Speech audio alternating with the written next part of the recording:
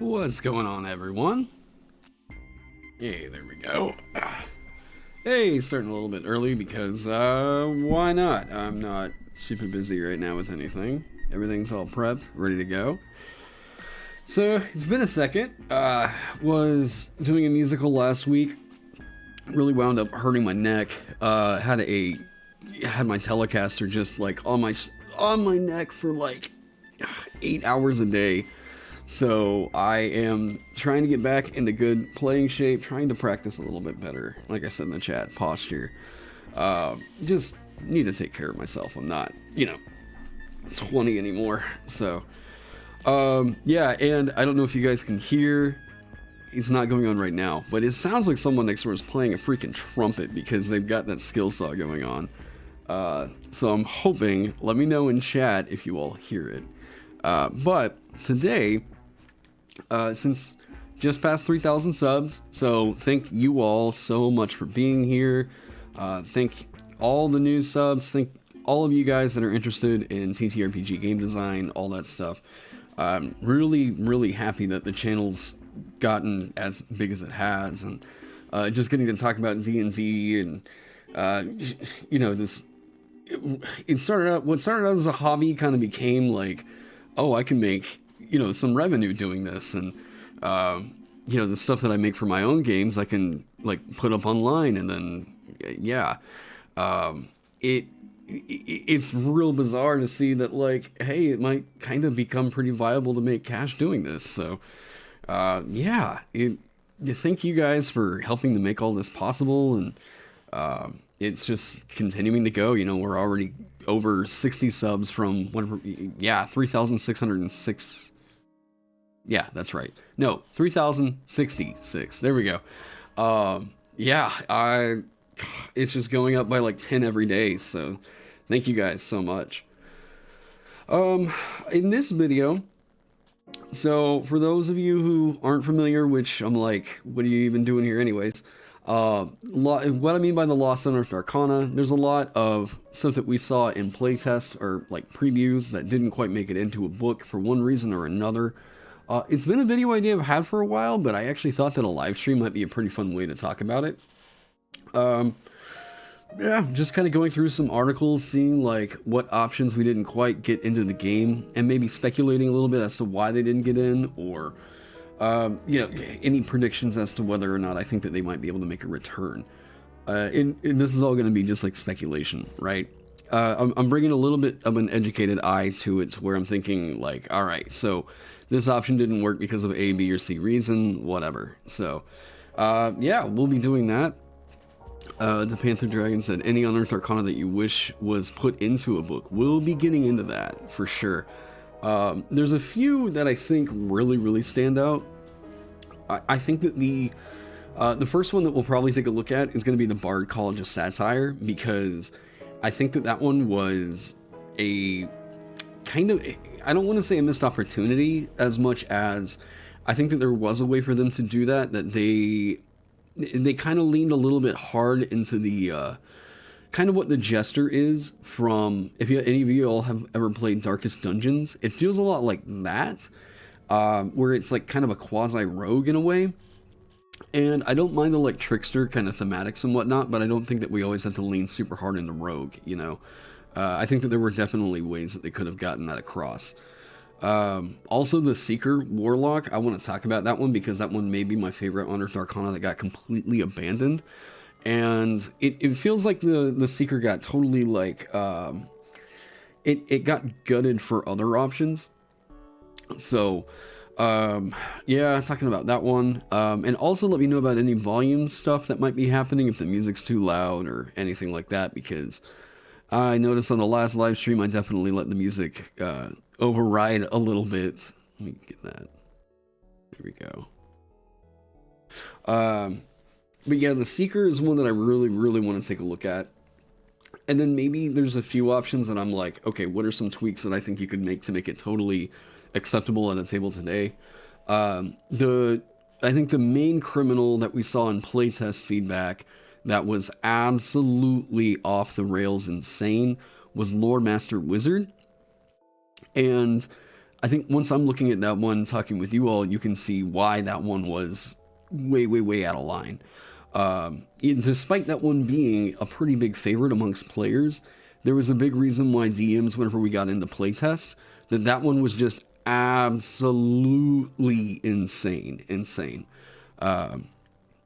Yeah, intelligence save fireballs, exactly. The only issue is that I don't think Wizards wants to officially touch modern settings. That being said, if you want to do good modern, yeah. So I think you're talking about the modern Magic Unearthed Arcana. That one's also another big favorite of mine. I just don't think that they really had the book in mind to put that in. You know, I think that one was written kind of as a fun, like, hey, you can also do this one, and if you have a more modern setting, here's some options to like kind of inspire you to do that, right? So I think that those were like, they just didn't quite have the book idea to get those off the ground. But I do like them. I actually think that they're some of the more interesting Unearthed Arcana that we saw. HV Strong and Dark. Oh yeah, Dark Matter. If you're talking about the one by the guys over at Mage Hand Press, they gave me a review copy of that, and it was fantastic. So much so that whenever I was considering doing a project lead for a Legends of Spelljammer kind of a setting, but it just wasn't really going to work out with the DMs Guild community content agreement, and I hit them up because what I really wanted to do was use their rules for spaceships, and they had some really killer ideas over there. But it wouldn't have really panned out all that well, just with different licensing and all that. So that was a shame, but yeah, no, Dark Matter is a cool book to go pick up if you're into doing D&D with a sci-fi bent to it. Spellcat, wow. Power casting. How do you make more? Okay, so this is from Nikolai. How to make interesting personalities, lore, motivations, roleplay hooks, and powers for monsters. Oh, can you guys hear that? It sounds like. I hope you guys can't hear it. It sounds like it got way quieter. So how do I make that? I think that the fun thing to do, and this is actually a tip from Neil Gaiman, if you're familiar with like Coraline or American Gods, or what are some of his other works? The Graveyard Book. This guy, Neverwhere. You guys hear that, right? Maybe my compressor's taking care of a lot of that, but yeah, it sounds super loud here.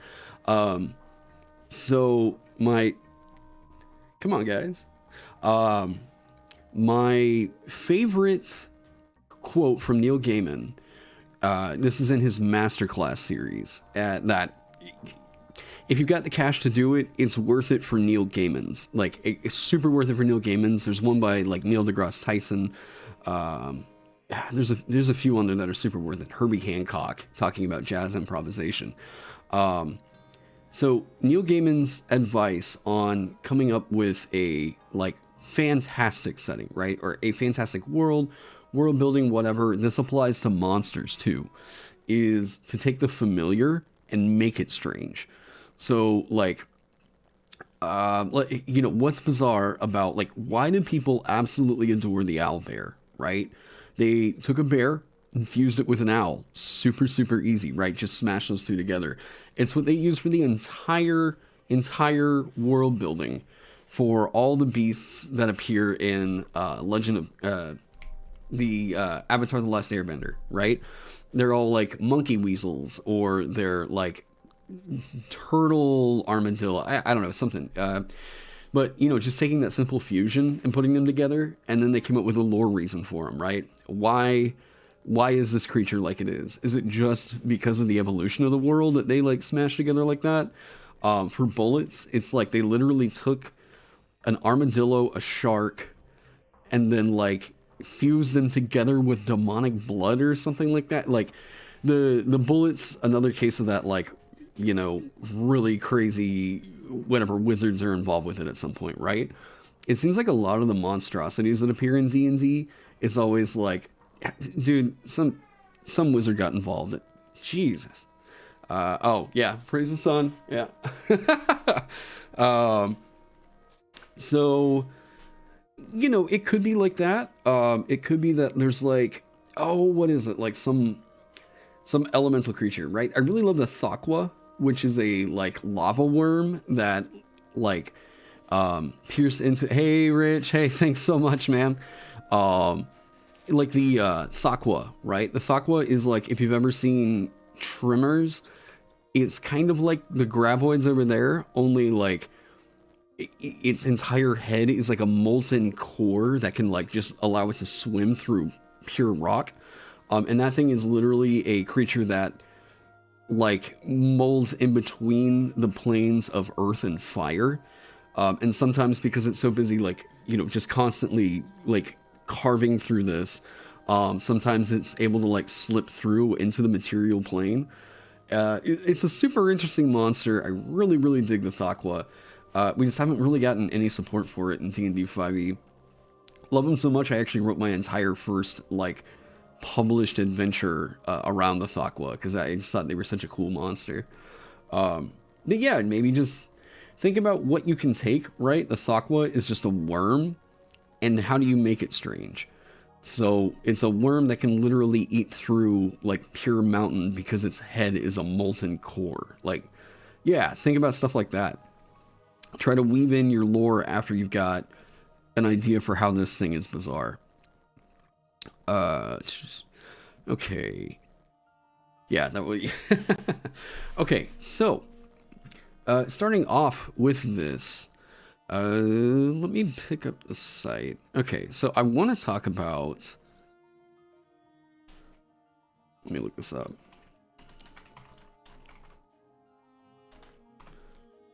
Let me get this one pulled up. Okay, so this one appeared in the Kits of Old Unearthed Arcana. Let me download that. There we go. Pull it up over here. And then if there's one that we feel like exploring enough, I'll see what I can't do to suggest some changes to it.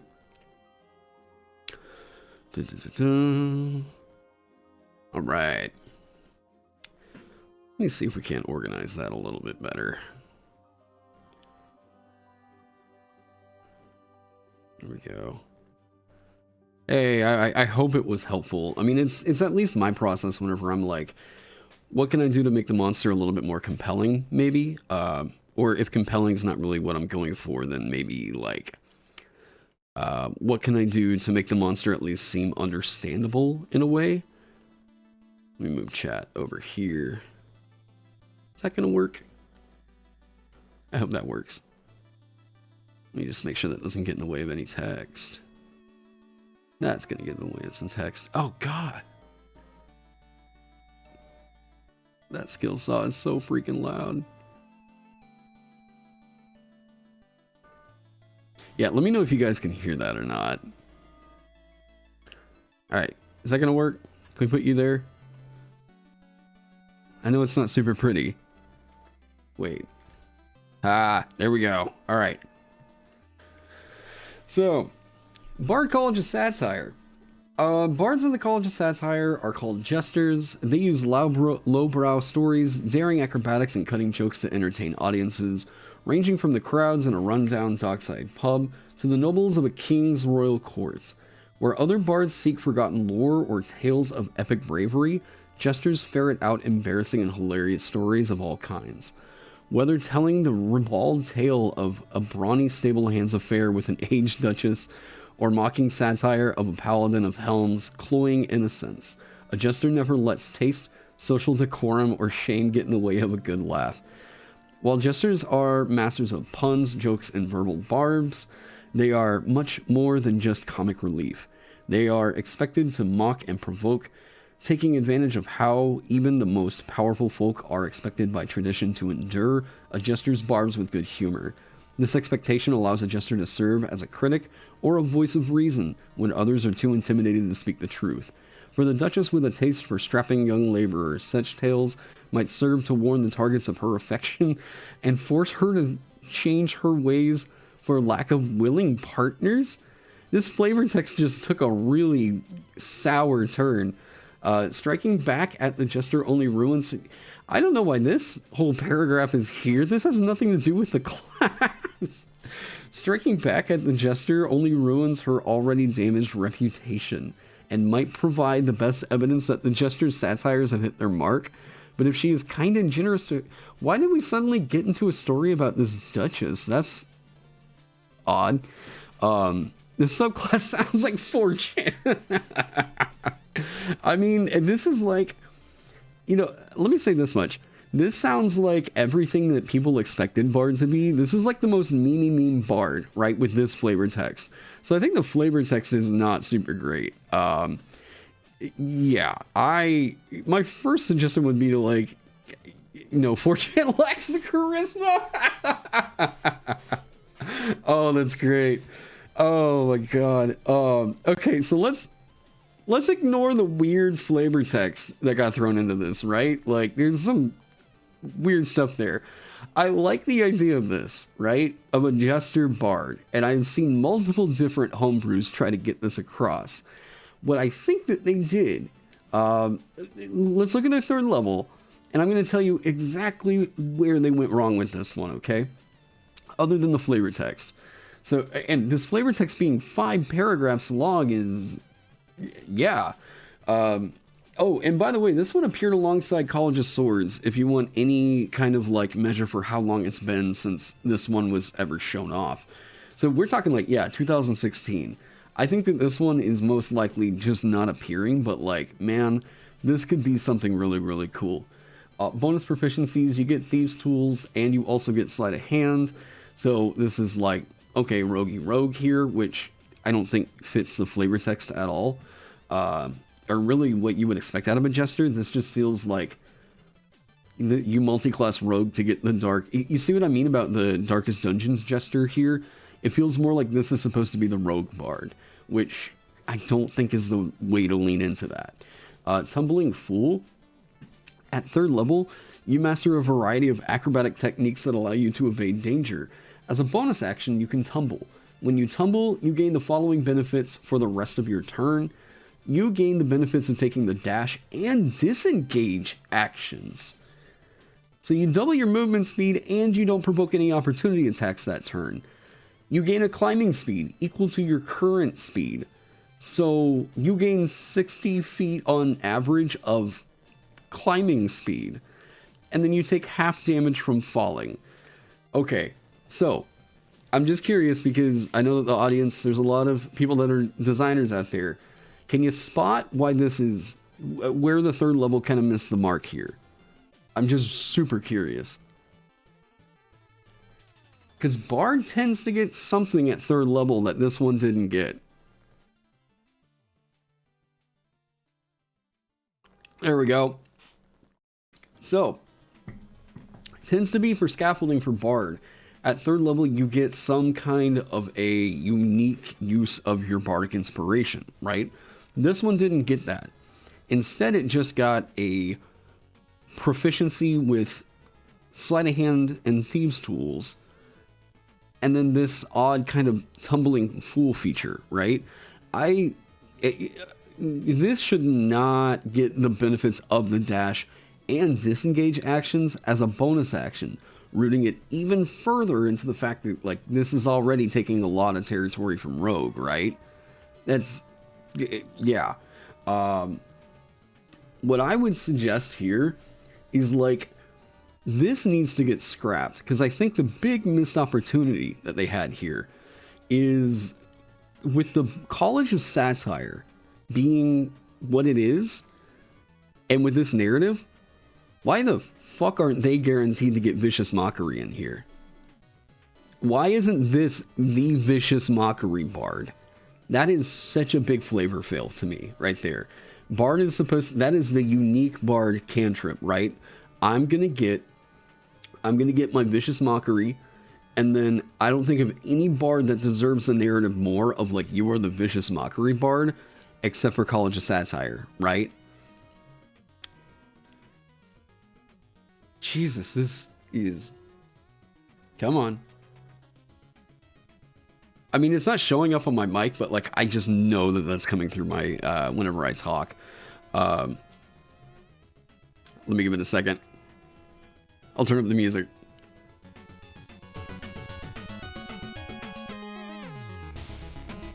Come on. There we go. Okay.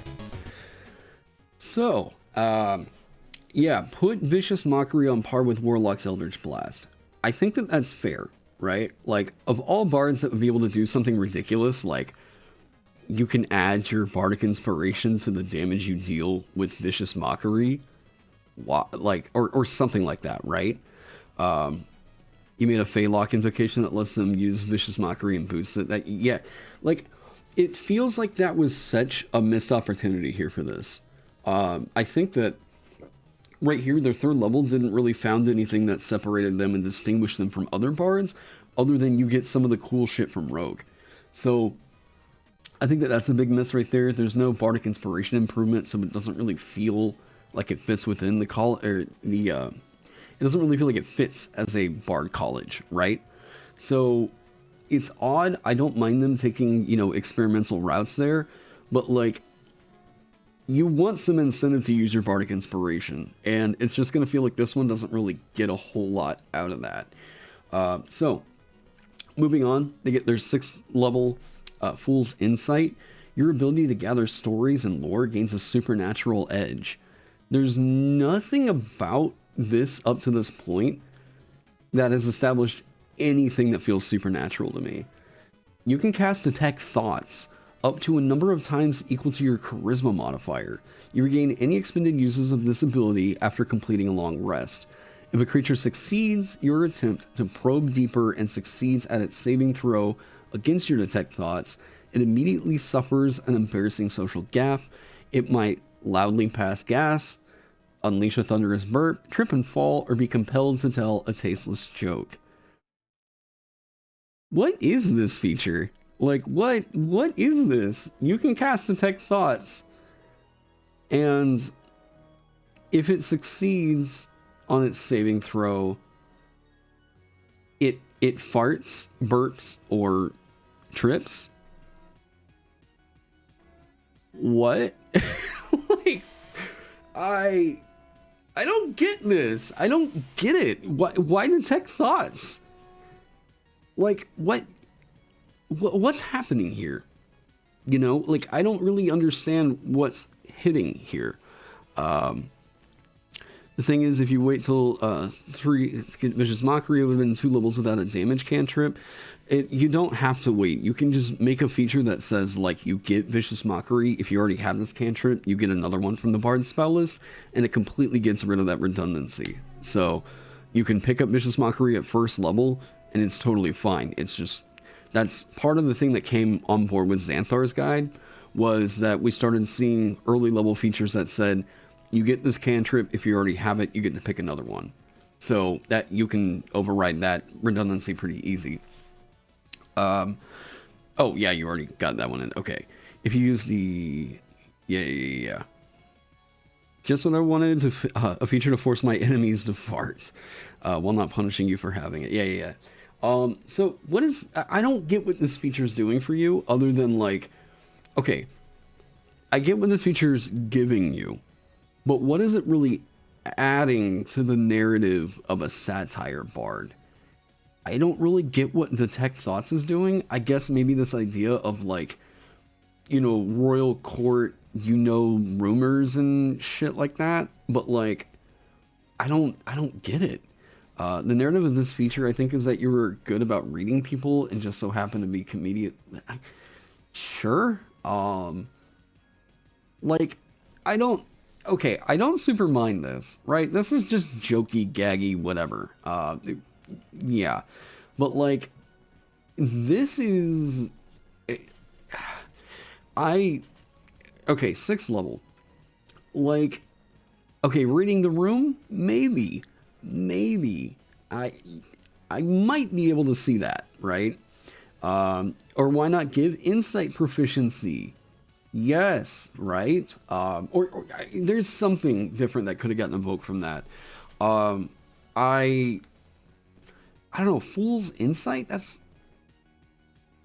I don't know. I don't get the 6th level all that much. It's especially not as good as something like, I mean, Detect Thoughts, right? If they feel like this is you can get this level spell a number of times equal to your charisma modifier, then there's so many other spells that I think could have possibly gotten this narrative across a little bit better. Let me pull up. I'm just curious. I don't mean to spend the whole time on this one, but it's just one that kind of stuck out to me. I think that there's other things you can do with this. Okay, I love the moon, but like, I can't, yeah. I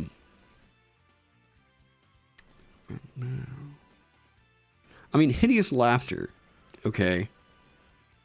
Why is this not also like a Hideous Laughter kind of a class? I mean, even getting, if you're able to cast Hideous Laughter, requires concentration. I mean, I don't, hey, Marlene, and thanks for subscribing. Glad to have you. So I think that like there's a way that you can do possibly like Tasha's Hideous Laughter in here, and it would feel pretty cool, right? Instead of like Fool's Insight, you can cast Detect Thoughts. Tasha's Hideous Laughter gives you combat relevance. Okay, you got unsubbed. So I found this out the other day. YouTube had a really bad glitch on the 27th or the 28th, where suddenly everybody lost like 2% of their subscribers. And hey, thanks, Joseph. So it was a weird glitch in the system that happened a few days ago. I lost about like, I want to say I lost like 4 or 5 that day. But all throughout the week, I had lost actually a few, and I was like, okay, well, let me go check this out.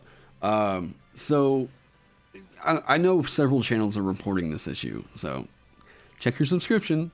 Anyways, so expend Bardic Inspiration to cast it without a spell slot. Possible. Although, Detect Thoughts. Detect Thoughts is a, what, 2nd level spell? Now, I don't think that they should be getting a 2nd level spell 5 times a long rest. Yeah. So, Detect Thoughts being a 2nd level spell, I don't think that they should be getting a 2nd level spell at 6th level basically 5 times a day for free. I don't have a problem with it if it's Tasha's Hideous Laughter, because that's a 1st level spell, right? Wait, was it a short rest? No. Okay, so this one is a long rest. Spirit gets a 4th level 5 times for... Oh, yeah, Spirit is its own deal. Yeah. I think that this could be Tasha's Hideous Laughter. Well, okay, so Tasha's Hideous Laughter and... Oh man, what's a cool thing to do for Tasha's Hideous Laughter? That you could flavor it with this, right? I'm sure there's other stuff. Leave it into where, like, while it's on the ground laughing at farts and whatever, you do what you want. But I think you could reel it back simply by tying it into a 1st level spell instead of a 2nd level spell. You would hit the narrative a little bit better. Wouldn't a fear-based ability be appropriate, focusing on dark social faux pas, knowing a person's darkest secret? It could even be that during Tasha's Hideous Laughter, you can instead choose... Oh wait, that's Detect Thoughts. For Tasha's Hideous Laughter, what are some of the things about Tasha's that makes it not super great? If it can't fall prone, then it can't become incapacitated. Right?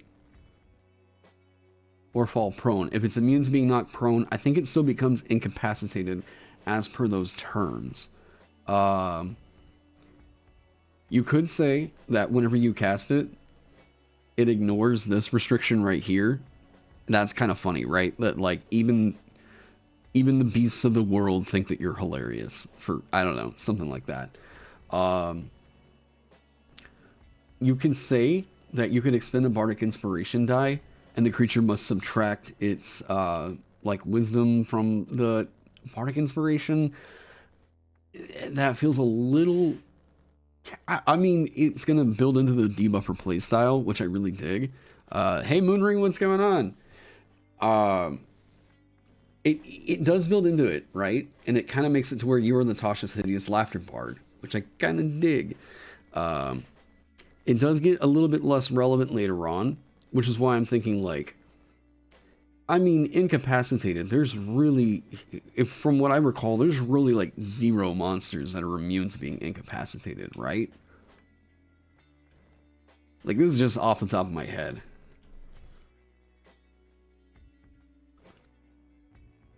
How many monsters are immune to being incapacitated? 2! Right? And there's special monsters. Oh, yeah, this thing is just, like, straight up immune to, like, everything. Yeah, yeah, 1, it's the Colossal Warforged, or Warforged Colossus. I've actually got a mini for this. Yeah, I've actually got a mini for this because I was needing to run this, like, massive, mechanical monster for a, Halloween campaign. So, I think that it could instead be, hey, what's going on, Fool's Idol? It could instead be like Tasha's Hideous Laughter in here, and I think that you would hit the thematic a lot more and reel back in the power budget of this one. Yeah. Fool's Luck. So, Bard subclasses are usually super short. So, Fool's Luck is coming to you at 14th level. Jesters seem to have a knack for pulling themselves out of tight situations, transforming what looks like sure failure into an embarrassing but effective success. At 14th level, you can expend 1 use of Bardic Inspiration after you fail an ability check, fail a saving throw, or miss with an attack roll. Roll a Bardic Inspiration die and add the number rolled to your attack, saving throw, or ability check, using the new result in place of the failed one. If using this ability grants you a success on the attack, saving throw, or ability check, note the number you rolled on the Bardic Inspiration die. The DM can then apply the result as a penalty to an attack or check you make, and you cannot use this ability again whenever you suffer this drawback.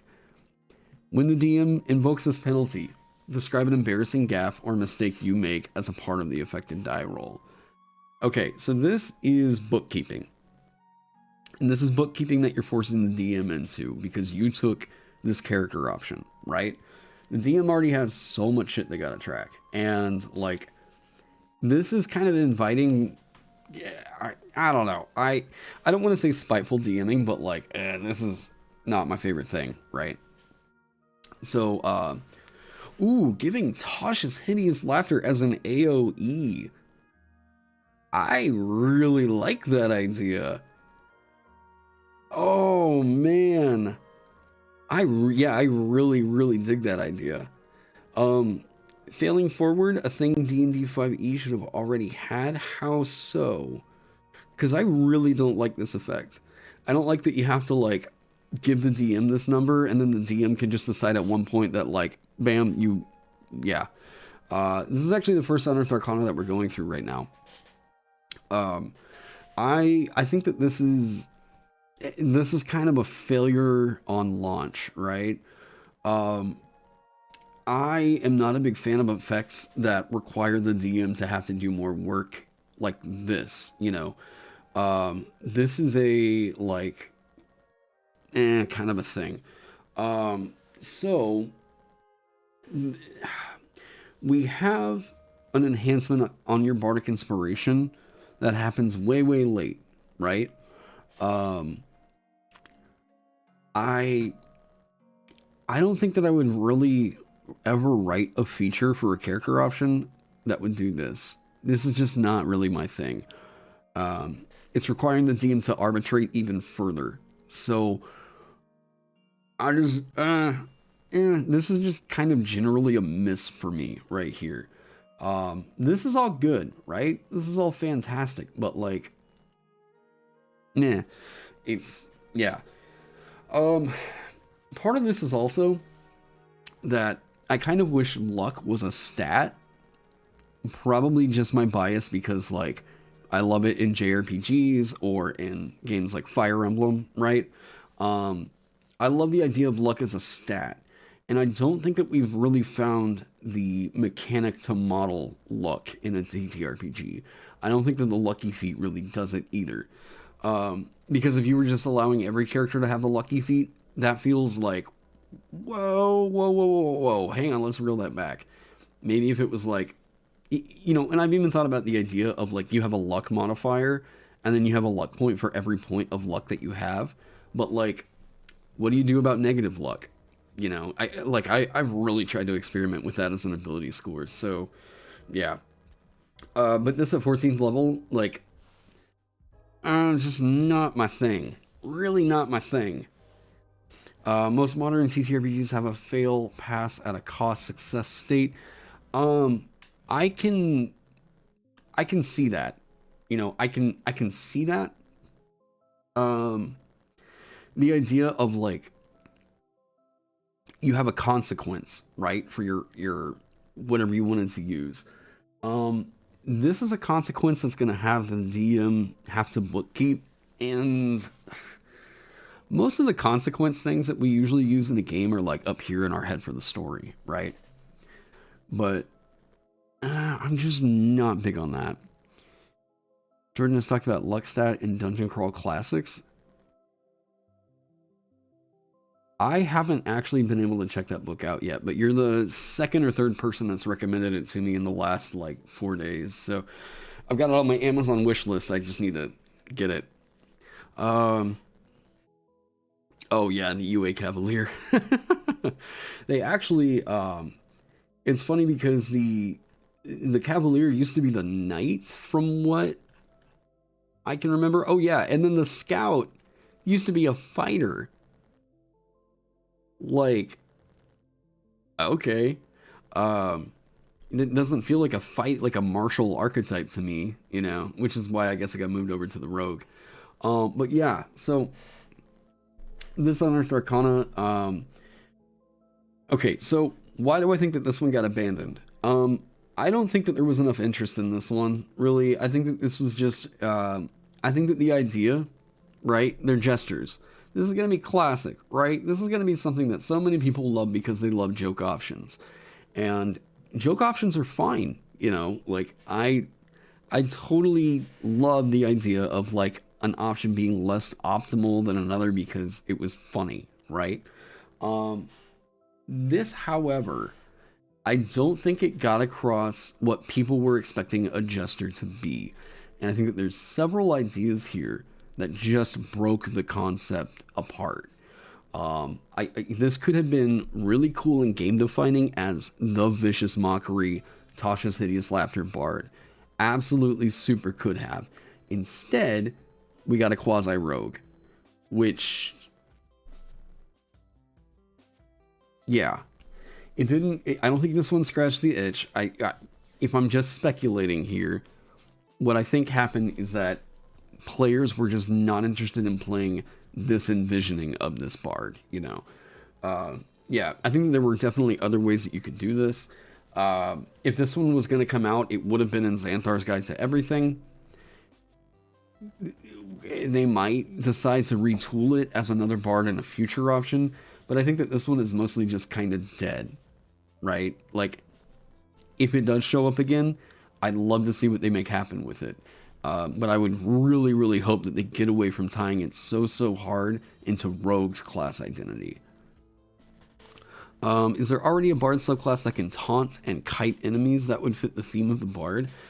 I think that, like, there wasn't a College of Swords thing that allowed you to taunt. I thought that there was. You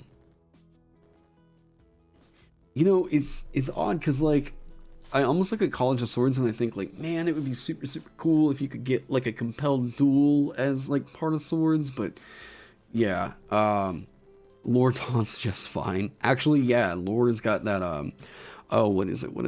Is it Cutting Words?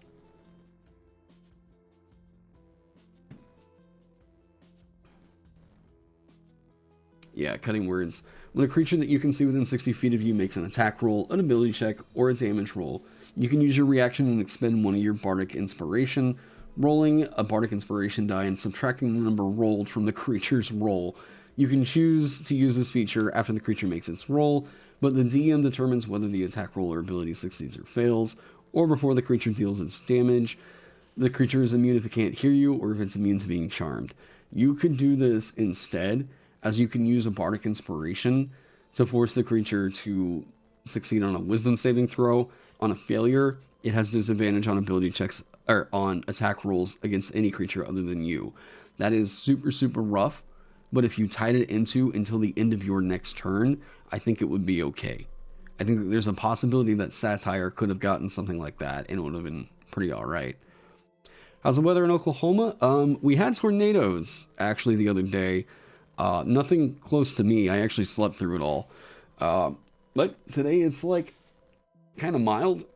Pretty good weather, but so far pretty alright. But it is tornado season, and they keep saying that we're due for an EF5 again, so, yeah. Luckily, Tulsa doesn't usually get hit. I'm knocking on wood, right? Tulsa doesn't usually get hit super, super hard. I feel real bad for the people in the center of the state and people on the west side, because, like, like, all those places get hit super, super hard. College of Whispers is basically already the would you like some of the rogue flavor with your bard subclass. Yep, exactly. Whispers eats up so much of that, despite it not being... This is one that I feel like you're going to take if you just know that you're going to multi-class into rogue, you know?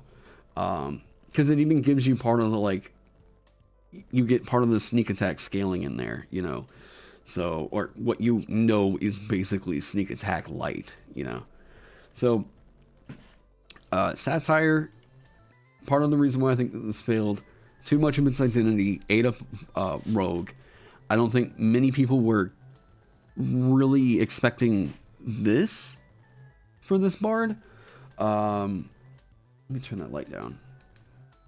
And I think that there were just a lot of missed opportunities, and it didn't quite meet up with, like, what we're used to seeing on a bard, right? Something to, like, enhance your third level would have been really, really cool with Bardic Inspiration, and they just didn't do it. So, yeah, it's kind of my thoughts on Satire, but that might be one to, like, kind of try. And I made a Word document where I'm like, if I'm really feeling it, I might just make one, like the College of Satire. So I'll put that up on the, at least what I might do to make it playable. Or make it to where I think, like, these features...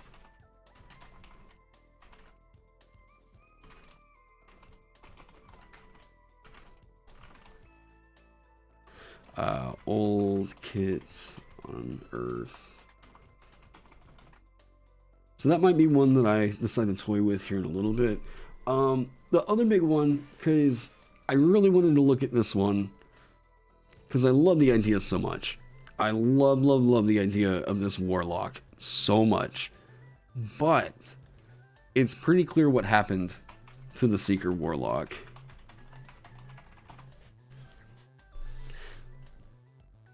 Get that one pulled up. Okay. Yuke and I were talking about this one over in the Discord.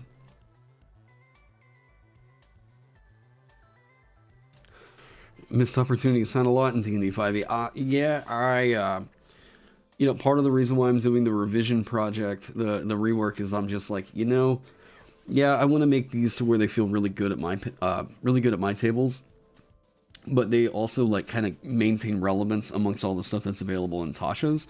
And I'm just going to try to make that, you know, that's going to be for free whenever I get that one done. I'm already, like, actually a good chunk of the way through it. The problem is just going to be whenever I get to Sorcerer, I'm going to have a real long sit down trying to figure out what's going to make Wild Magic and Draconic Ancestry really stack up to the other subclasses. Like, Shadow is also kind of a Shadow and Storm. Like Storm is all right. Shadow is notably lagging. But Wild Magic is like, woof. That's gonna be some work to get sitting right. And I have to embrace that one as people are doing this one for the lulz, right? I have to know that that's why people are doing it. But like, it needs a different Wild Magic Surge table. It needs a whole new table. Anyways, so his Sorcerer revision, I I actually use Benjamin Huffman's Sorcerer revision. I haven't seen Treant Monks quite yet, but I'll give it a look. The thing that Benjamin did that made Sorcerer, the thing that I was really looking for was something that made Sorcerer feel extremely unique. And Benjamin's is based completely in spell points instead of spell slots. So you get a bit more flexibility with your spell casting. It's one change that you can make that really gets the narrative across of a sorcerer. I really, really dig it. Yeah, I'll check out Tree and Monk Sorcerer. I'll see what's going on with that. Okay, so this is such a cool Warlock patron. But this one came out in 2016.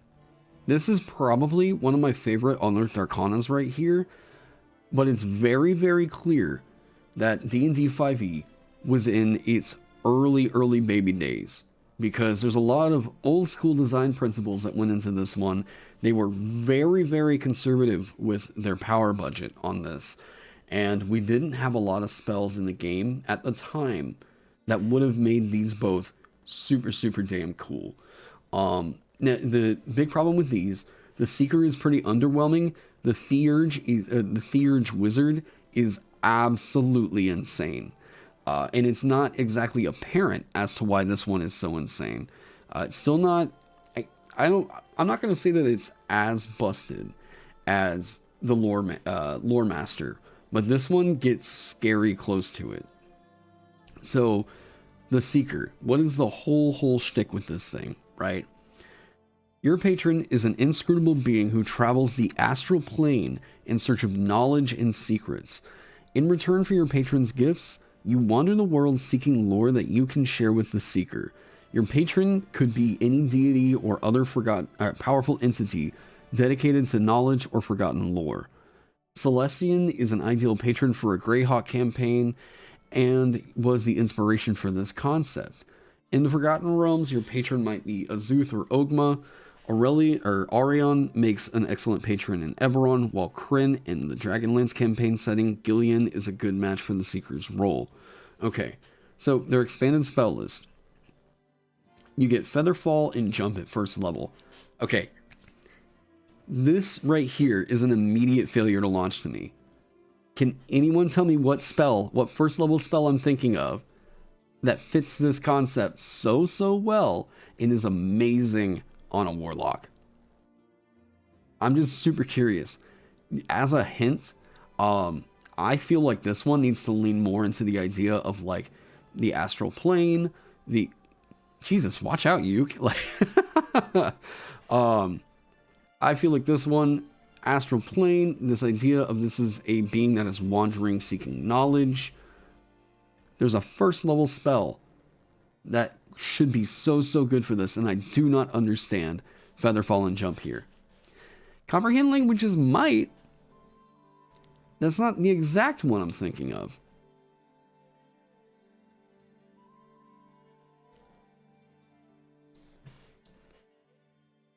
I'm curious, chat.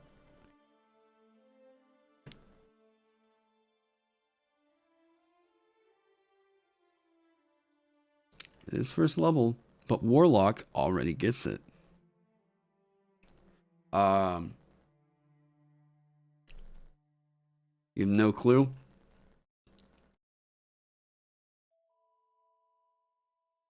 Alright.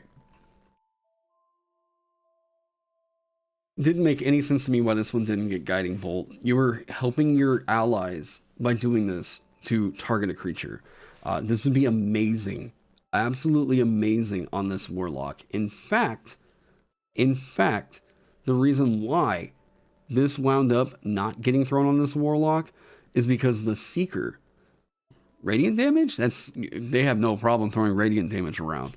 The reason why this one didn't appear on this Warlock, it's not too holy divine themed. They threw this on Star Druid. Circle of Stars Druid got Guiding Bolt as a semblance of like stars guiding your way, right? Guiding Bolt is an amazing setup tool right here. And if you are literally going around seeking knowledge, you're whatever, this is such a cool spell to get a bit of that narrative across and give you a lot of combat relevance. Guiding Bolt is fucking devastating. I love this idea. Yes, the reason why this one, and a big reason why I think that the Seeker didn't wind up getting put into an official book is because they tore a lot of the Seeker apart to make the Celestial Warlock. It's like, oh my god. The only reason why it has that divine/holy theme is because it appears on the Cleric spell list. Like, legit. This is just a bright flash of light that as soon as it hits something, it just like glows, right? This is no more like holy in a way than fairy fire, right? So thematically, the only reason why it has that idea is because it's put on the Cleric spell list, and I mean, radiant damage, there's other spells that deal radiant damage that aren't on the Cleric spell list. So radiant damage isn't exclusive to Paladin and Cleric. The Seeker is closer to the Genie. Well, we'll talk about that. They took a part away from the Seeker to make one of my favorite features of the Genie. So, going over here. Sickening Radiance. Thank you. Sickening Radiance is literally radioactive, this radioactive ball that deals radiant damage. Radiant is just like super crazy bright light, right? Sure, it's been tied into like holy power, but like we've always related, you look at like so many faiths are always tying in holy power with light, right? Or giving light holy properties. Quite literally, like they describe God as light in the Bible. So we've had that tie-in for a while. Shielding okay, so we were at the first level spells. Featherfall, Jump, I really think that they should, I don't get why Jump is here, right? Featherfall, I guess, kind of makes sense of like this idea of maybe floating, zero gravity, I don't know, something like that. Guiding Bolt, give them Guiding Bolt. I think that would have been so perfect right here. Levitate, not bad. Locate Object, I get why it's here. Clairvoyance makes sense. Sending makes sense. Arcane Eye is kind of meh. Locate Creature, not bad. Legend Lore is... Oh man, Legend Lore I just don't think needs to be on the main short rest. Like, this is no stronger, I feel like, as a short rest than it is as a long rest. I feel like you cast this one... What? How often do you see players cast Legend Lore in a campaign? Maybe 3 or 4 times, right? Maybe. If that at all. And then Pass Wall, okay, cool. So there's a bit of this like traveling kind of a narrative behind it, right? I think that there were other spells, especially now that we're, 5 years later, especially here lately, that would have made this really cool. It's like my old D&D, well, because for a while they were talking about making it holy damage, right? We saw in like the D&D Next playtest that radiant damage was just called holy damage, but they wanted to open up the space specifically for situations like this right here that we're talking about, for radiant to be like, all right, cool. So we can make it not just you pray to a god and you deal this damage from your god. They wanted to expand the palette of what radiant damage is. So, what's just making it's a failure of the Warlock class, to be honest, because they don't get the spell as auto learned. it's fine because Warlock has a D8 hit die. So like, I realize that there's a lot of clerics that usually get that stuff at first level. Warlock is such a sick cantrip class. It is the cantrip class, you know. Hey Rivers, how's it going? So do clerics. I totally get you. So do druids. None of y'all brought that up. Right? Warlock needs something to reel it back in. Thank you, Yuke. Nobody brought up druid. Y'all are, yeah. Limited spells known is a good way to keep the balancing act of the fact that they get a short rest spell slot regeneration. This is fine. And what makes it really unique is that you don't have to take these. So if you get one that you automatically know that's not a fantastic spell, that feels like your whole entire subclass is super meh. Like, yeah. You having the palette expanded to take these is totally fine. That doesn't justify the number of apesmill number of apesmill. What is that word? Yes, it absolutely. What limits you to one, guys? Short rest spell slot regeneration is so damn good on a full caster. We know that what I have never heard anybody say that the thing that is keeping back Warlock is the fact that like they okay. If Warlock just got their expanded spells added onto the class, if that was just like an auto give, then like that eats up so much of their power budget. You just, from a design standpoint, the fact that their spellcasting is that good, their regeneration of spell slots is that good, means that you gotta have something reeling it back a little bit. It's not a quality of life thing. It's like, we're not talking about something that slightly, increases the usability of Warlock. Warlock is already really, really damn viable. So, I mean, they've got to have this restriction. They've got to have that restriction. This spell list in particular is not super incredible, right? But they could have put some better spells on here. And I think that they were being really reserved about dishing out Guiding Bolt because that spell is that good. That good. Warlock is not a caster. Warlock is an archer. Get out of here. Warlock is an archer masquerading as a caster. Right. So it's fine to me if they're trying to break you out of the Eldritch Blast Bolt like meta, right? Here's the deal. Another big reason why Warlocks have this kind of an expanded spell list thing right here is because of that one single cantrip working so well in the Warlock kit. That Warlock should essentially be like, you snag Eldritch Blast, you get Hex. At first level, that is like core gameplay loop to Warlock. I know that it sounds like I'm kind of like restricting, like saying you need to always roll this up, but like that is such a great combo right there in the first tier of play. It's hard to suggest literally doing anything else. So, if something came along that gave you Guiding Bolt, I'd be like, okay. Because it works with Hex. It works with Hex. Like, what? Oh my god.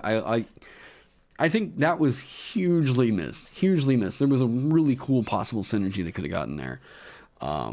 The Warlock has cantrips as their main focus, and most of the spells are utility. And invocations. They are the only class in the game to directly within the class get an option that immediately allows you to add your spellcasting modifier to the damage of a signature cantrip. Only one.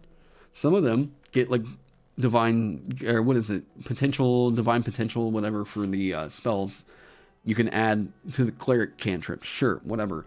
It is not as good as Eldritch Blast because you can add that modifier to every damn bolt. That is so sick. So disgustingly sick. The Warlock expanded spell list, the way that this works in the subclass, has to be this way. I know that there's people that are thinking, oh, I'm sad it's not that optimal. It's the way it's got to work. Yeah. Warlocks can fight more like a martial class than a caster. They can cast one spell and then the rest is just default attacking. I mean, yeah, but like, yeah, that's what you do with cantrips. I mean, yeah. Eldritch Knights get invocations? Wait, what? What's happening in chat right now? I didn't say that, did I? I didn't say Eldritch Knights get invocations. Who said that? Well, anyways. If Warlock isn't a playstyle that you like, that's fine, but it doesn't make it an archer once a day, 9th level spells. It's not a martial class. Like, the fact that you're coming out and dealing magic damage and you're not relying on equipment. I mean, a D8, like, all right, we'll move on. But there's a lot that distinguishes Warlock from, okay, thank you. I was like, wait, what the hell did I say? Okay. So, there is a lot enhancing Warlock as a caster. So, that narrative is totally there. Guiding Bolt is the one thing I think they should have gotten in their extended spell list. Let's get in to their first level feature. Alright, so, Shielding Aura.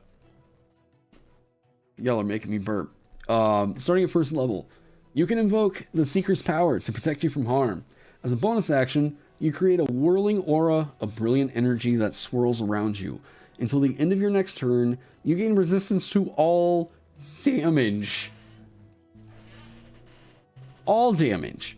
And if a hostile creature ends its turn within 10 feet of you, it takes radiant damage equal to your Warlock level plus your Charisma modifier. Once you use this feature, you can't use it again until you finish a short or long rest. Anyone want to tell me why this absolutely could not have gotten onto a subclass? Pretty easy, right? Like, you can use this a number of times. Wait. Oh, no, short or long rest. Okay. I thought for some reason it said Charisma modifier. I'm just reading one level above. Yes. Okay. This is a failure to launch on knowledge. I love the narrative of what's happening here, right? For that one turn in combat, you get straight up resistance to all damage. All damage. Okay. Hold up. I'm going to resolve this little discussion right here, right now.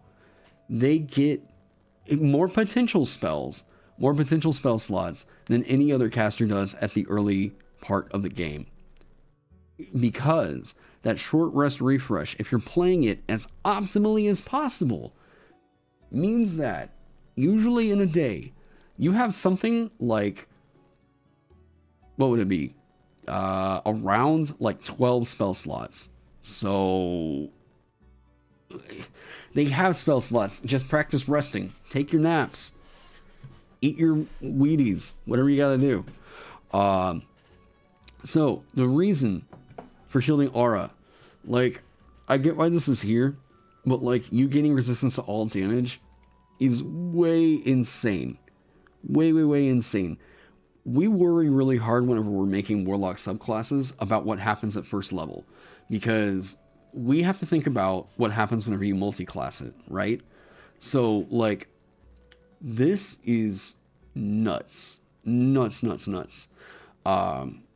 At will false life is amazing. Only if you get it at will. Yeah, if you can get it at will, I'll super agree with that. You said it, Taron, as optimally. That is DM and the rest of the team dependent. Well, if the rest of the team knows that you as a Warlock aren't going to really have your spell slots, I think they're going to be cool with you taking a nap. Like, I mean, I'm not saying that every Warlock is going to come out and throw out all these spells and do whatever. And I'm not even saying that Warlock is the best class at spell casting. They have a unique spellcasting identity in the game, in which case they have a different, we have to configure their power budget differently because of the short rest regeneration. That's, yeah. I'm going to say, I'm going to go back to this, but I will say that the Warlock power budget makes sense. They have a unique spellcasting identity. So, Shielding Aura. This feature right here. I probably wouldn't super mind this. Probably wouldn't really mind this. I think, other than... Oh. Hello? You're here? Oh, I'm in the middle of a live stream. Yeah, one sec. Alright, pause this. I got a buddy in from Minnesota. Yeah, one sec. I think I just showed my live stream my ass.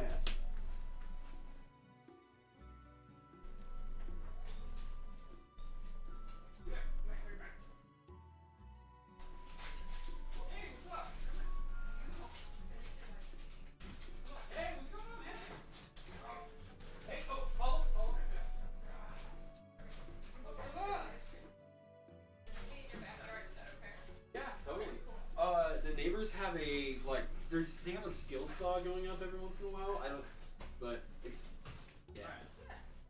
Cool. Yeah, go hang.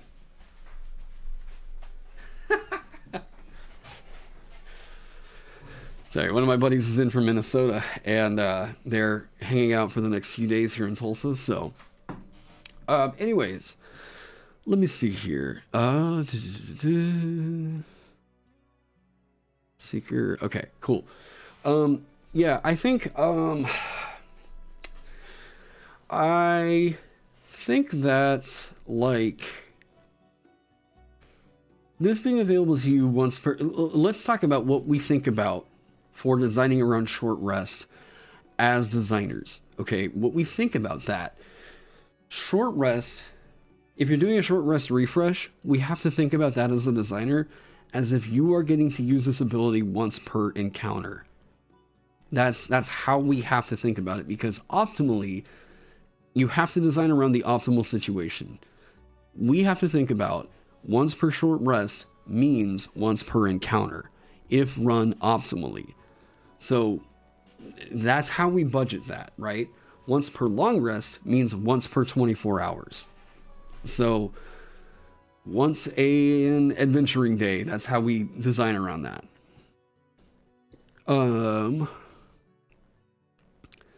Yeah, that's the fault of the party, not the Warlock, right? And every DM should know that if you have a Warlock, you need to be up on the rules for short rest. You need to know that stuff. You need to know it for any party, really, because if you're not using short rests in your campaigns to like do hit dice, then you're missing out on a big part of what helps you remain combat relevant. So like you're just literally leaving money on the table if you're not practicing short rests. For real. The bloodfest that turned into the chat. So okay, with Shielding Aura, this being available to you once every combat encounter, I do kind of worry about. I do think that this might be a little too good, because gaining resistance to all damage, even for just that one turn, it's like, I get it, right? This is a scary, like, I'm prepping for something, but legitimately, and I think Ukulele said it earlier, what does this tell about the narrative of you being a seeker of knowledge, your patron being a seeker of knowledge, right? What I do understand this coming for, though, is this idea that your patron is a celestial or like, you know, star surfing, star flying kind of a creature, right? Out amongst the stars. So I can understand where that's kind of coming into it.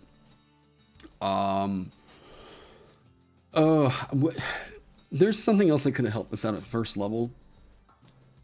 And I think it would be that like Warlock is the cantrip class. Warlock absolutely is the cantrip class. So there's unique cantrips that we could have possibly given them and enhanced in some way. Shielding Aura is like such a scary good effect. because it takes radiant damage equal to your Warlock level plus your Charisma modifier. I know that they do that to maintain the combat relevance for later levels. I think that what they could have done is maybe started out was like equal to your Charisma modifier, right? Because this isn't super scary at first level. Maybe that you add your Charisma modifier to it at a later level. I don't know, because it would just be 1 damage. Yeah. But it is only that turn, and it is a really, really good defensive use. I like this. I don't think it's mega, mega, mega busted, because this is only going to trigger for that 1 turn. And if it is once for combat, I'm pretty alright with that. I think that that's actually kind of okay. We'll move into the 3rd level real quick. Classes that need short rest: Fighter, Monk, Wizard, Druid, Warlock. Yeah. A lot of the game is built around short rest. Like, for real. And if you're just ignoring short rest and then you're complaining about something not being as powerful because your table doesn't want to use short rest or whatever, then, like, that's a fault of the table, not the game. Like, Pact Boon. So, this could, yeah, you're someone that can go and explore environments that others can't. Could be pretty sick. They get that at 10th level. We'll talk about that. Pact of the Star Chain. So, this is a Pact Boon, just didn't really make a whole lot of sense. At 3rd level, your character dedicated to the Seeker can select this option instead of one of the Warlock's existing Pact Boon options. The Seeker grants you a chain forged from starlight, decorated with 7 gleaming motes of brightness. While the chain is on your person, you know the Augury spell and can cast it as a ritual. The spell doesn't count against your number of spells known. Additionally, you can invoke the Seeker's power to gain advantage on an intelligence check while you carry this item. Once you use this ability, you can't use it again until you complete a short or long rest.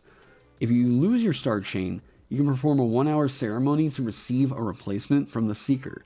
The ceremony can be performed during a short or long rest, and it destroys the previous chain. The chain disappears in a flash of light when you die.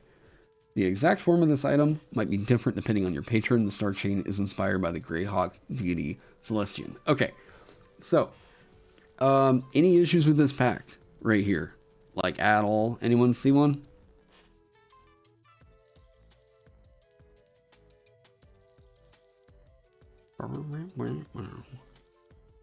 Change the resistance to just BPS. What is BPS?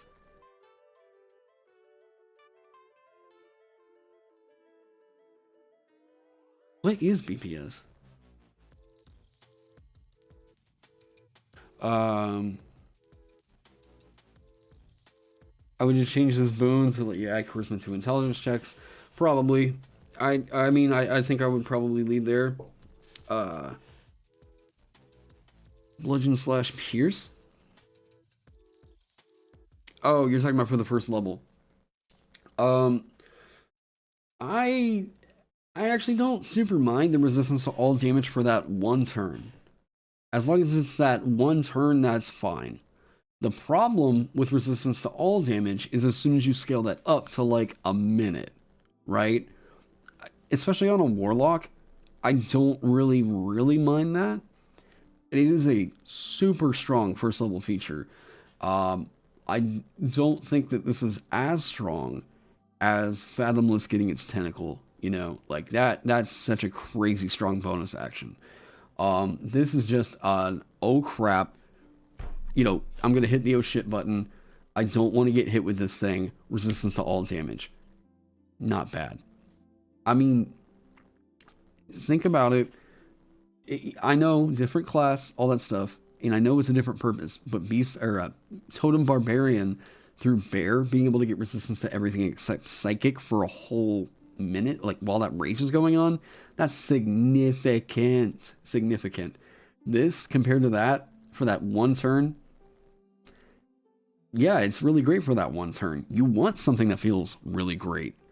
So, I don't super mind shielding aura all that much. I don't know what it is about it that I would probably change, but maybe something around here. Maybe. I don't know about the scaling. Pact of the Star Chain. I'm not a big fan of Augury. I get that there's people out there that really dig the spell. I it just seems kind of meh. It's decent for you to be able to like get some information out, but it always feels like it's either like a cool, well, the DM is going to tell us some information that we can't rely on, or like we get kind of a nothing. Yeah. It not counting against your number of spells known, fine. I just don't see how Pact of the Star Chain is really all that great compared to so many of the other packs. Getting Find Familiar, especially now that we have like Pact of the Chainmaster in the game. Holy hell. Pact of the Chain was already super good. Now, go Pact of the Chainmaster, or you get that, what is it, Blessing of the Chainmaster, to where it uses your Warlock spell save DC in place of all of its DCs. You just put stuff to sleep. Your Pseudo Dragon can sting stuff.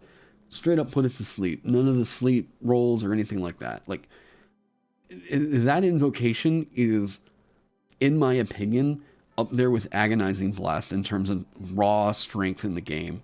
I don't know that it's as good as Agonizing Blast, but it is definitely up there. If you go check out the variant class features on Unearthed Arcana, I totally convinced Benjamin and Ross that thing needed to be capped at like 18th level. That is such a good invocation. It's still a 10 HP creature. I don't know why the increased H pool for the Familiar.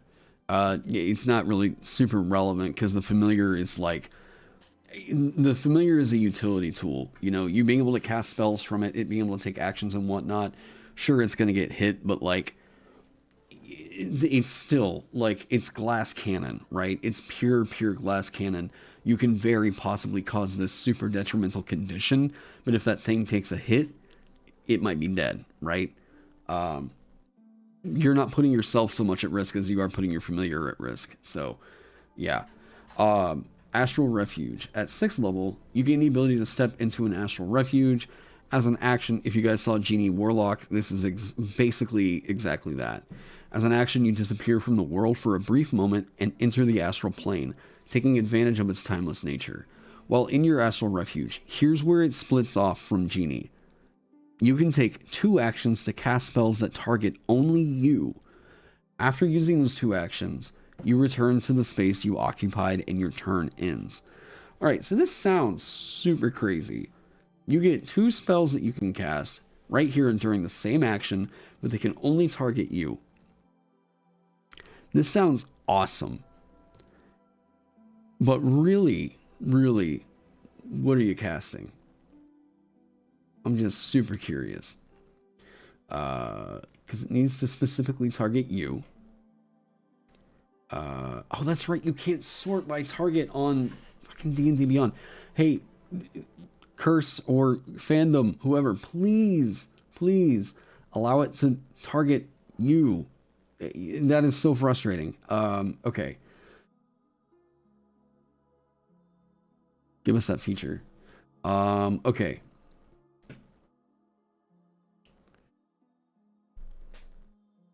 Yeah, that's the thing that I'm always thinking about whenever I'm designing a Warlock subclass, is I'm trying to disincentivize people from multiclassing. I try to design something that's good, but that usually scales off of your Warlock level rather than your proficiency bonus. My biggest gripe, absolute biggest gripe with 5e current design is that they keep throwing proficiency bonus scaling on first level Warlock features. Come on now, like, oh, you guys headed out? You guys leaving already? Okay, that's all good. So, yeah, we'll stop by. Or do you know where my stuff is at now? You left a deck of cards here. Yep. You left 2 decks of cards here. Uh-huh. What else did you leave here? I think my tennis shoes. Do you know what they looked like? They were like blue and pink. Did you? All right, one sec, guys. I'll be right back. Your cards.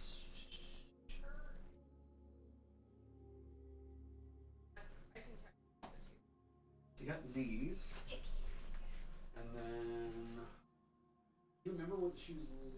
Wait, you said blue and pink. Yeah. Let's. Yeah.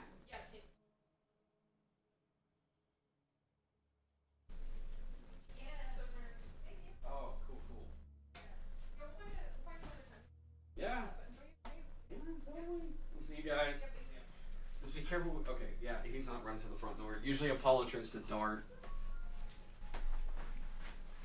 Alright, cool. So, proficiency number of uses is bad. Is bad. I will die on this hill. Proficiency number of uses needs to be strictly tied behind at least 5th level or higher abilities or racial traits, or if they go in this route, prestige classes. Because those are not options that are affected by multiclassing. And if you're making options that people are simply going to look at and be like, that's going to be great for me to get because whenever I multiclass it over into something else, you have made a bad subclass. People don't want to take that subclass because of what that subclass does for their character. They're instead doing it to min-max. And there's some people that love it. Some people that love just building out crazy min-max characters. But, like, I think that the narrative of your character ultimately suffers if all you're doing is crunching to get that character, you know? So, build guys are going to absolutely adore the fact that you can, like, proficiency bonus scale and then, like, find this combo or whatever. I am not a big fan. I'm very, very much against that mentality of, like, things need to be designed for specifically for multi-class builds. Yeah.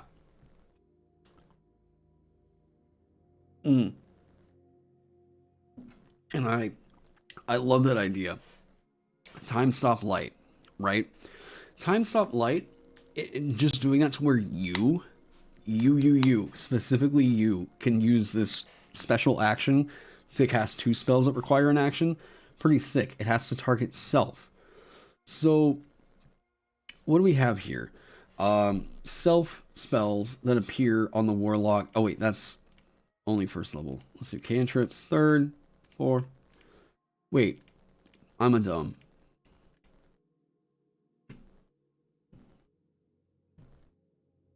Peanut butter scaling. Okay. Range. There we go. Okay, so what you could cast with this. Blade Ward. Not bad. Blade Ward. Okay. But, like, comprehend languages. Wait. Okay, casting time. There we go. You're with me, but you're a guy that loathes multiclassing. I think that multiclassing is like, if there's a good story reason for it, I don't mind it. If people are just doing it because they want to see what happens whenever I do this and this, that's where, like, me as a DM, I'm like, whatever. Like, if we're doing a one-shot, I don't really care. But, like, if we're doing a long-form campaign, I'm like, if you're only multiclassing in order to, like, get specifically this feature, you're not thinking about, like, why you're a paladin warlock, right? Then, like, because there's really easy ways you can do it. All I'm asking that you as a DM, all I'm asking as a DM is that you do is explain to me what it is that led you down these paths. And that way you can lean into it a little bit better instead of it just being like, I'm a warlock that can smite because I want to. You know, like, whatever. Cool. So you can target yourself with, let's look at these. Wait, because I can do, okay, so it has to have a casting time of an action, right? Multiclassing a couple levels in the fighter for action surge is very common. Right. And I don't really know what character expression you're getting for that, especially because so many people do that in order just to cast 2 spells with their turn. Like, yeah.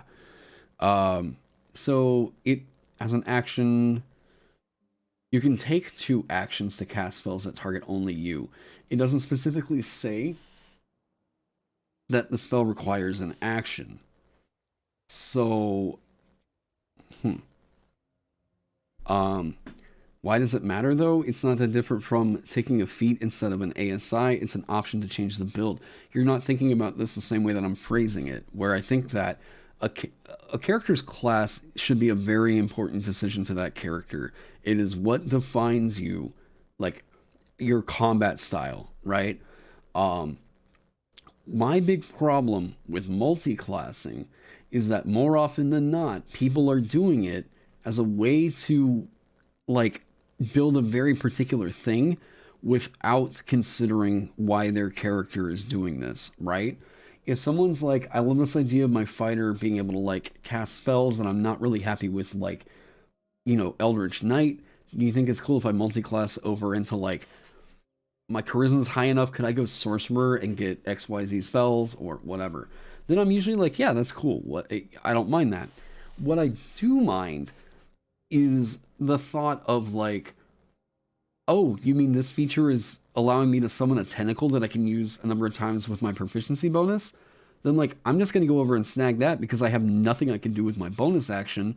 And then I get this cool tentacle that I'm just gonna, and I'm like, okay, but what about your character? Like why, like, I don't really, yeah. Multiclassing to me is like, there's no character consideration into it usually. I say very, very usually. The way that I think that they did multiclassing really, really well is actually what they did in Critical Role with Ford.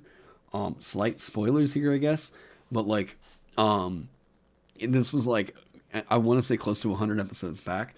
But Ford multiclassed over into Paladin. And there was a big story reason why that happened. And that's the reason why how I think multiclassing should work, right? If you're just doing it because you're like, if I do this one level dip, I get this feature. I don't really give a shit about the class, but I get this one feature. That to me is like, I just, yeah. It's cheapening your character to really do that. It's just, yeah. Wholeheartedly agree with this. You just got to justify and roleplay out why Grungo is suddenly a Hexblade. Yeah, if you're just doing it because you're like, I want to take a level in Warlock, then my next level is going to be in Druid because I want to shapeshift. And then my level after that is going to be, I'm like, it feels like you're kind of taking a piss on all my work as a DM because I'm trying to make this story cohesive, I'm not necessarily saying force it on a player. They didn't force it on a player in Critical Role. Ford knowingly entered an oath, right? That's the thing is, and I think some people heard that in my DM advice video, and took it as me saying you need to force a character change on your players. No, that's not what I said at all. What I said was you make it very clear to the person, right? I want to let you know that if you go down this path, this is a decision that is big enough to cause a change in your character, wherein I'm going to have to ask that you take your next level in Paladin, or you, what is it? You are embracing this artifact that opens up your mind to the potential of some arcane knowledge. The next level I'm going to have you take is going to be in Sorcerer. Do you want to go down that route? Or, yeah, or like Cleric, right? You are literally devoting the rest of your life to this god for whatever reason. That might be big enough to make a character change, but it has to be justified within the story. That was my thing. And you make it clear, and I don't say force it on the player. Present them with a meaningful choice here. And you make it apparent, right? So, yeah, that's what that all means. A Warlock can be flavored as an Arcanist. A Moon Druid might dip into awaken your Lycanthrope heritage. Doesn't have to be Nature Cleric, Warlock might be flavored as an Arcanist. A Moon Druid might dip awaken your Lycanthrope. I'm trying to make sense of that one. Anyways.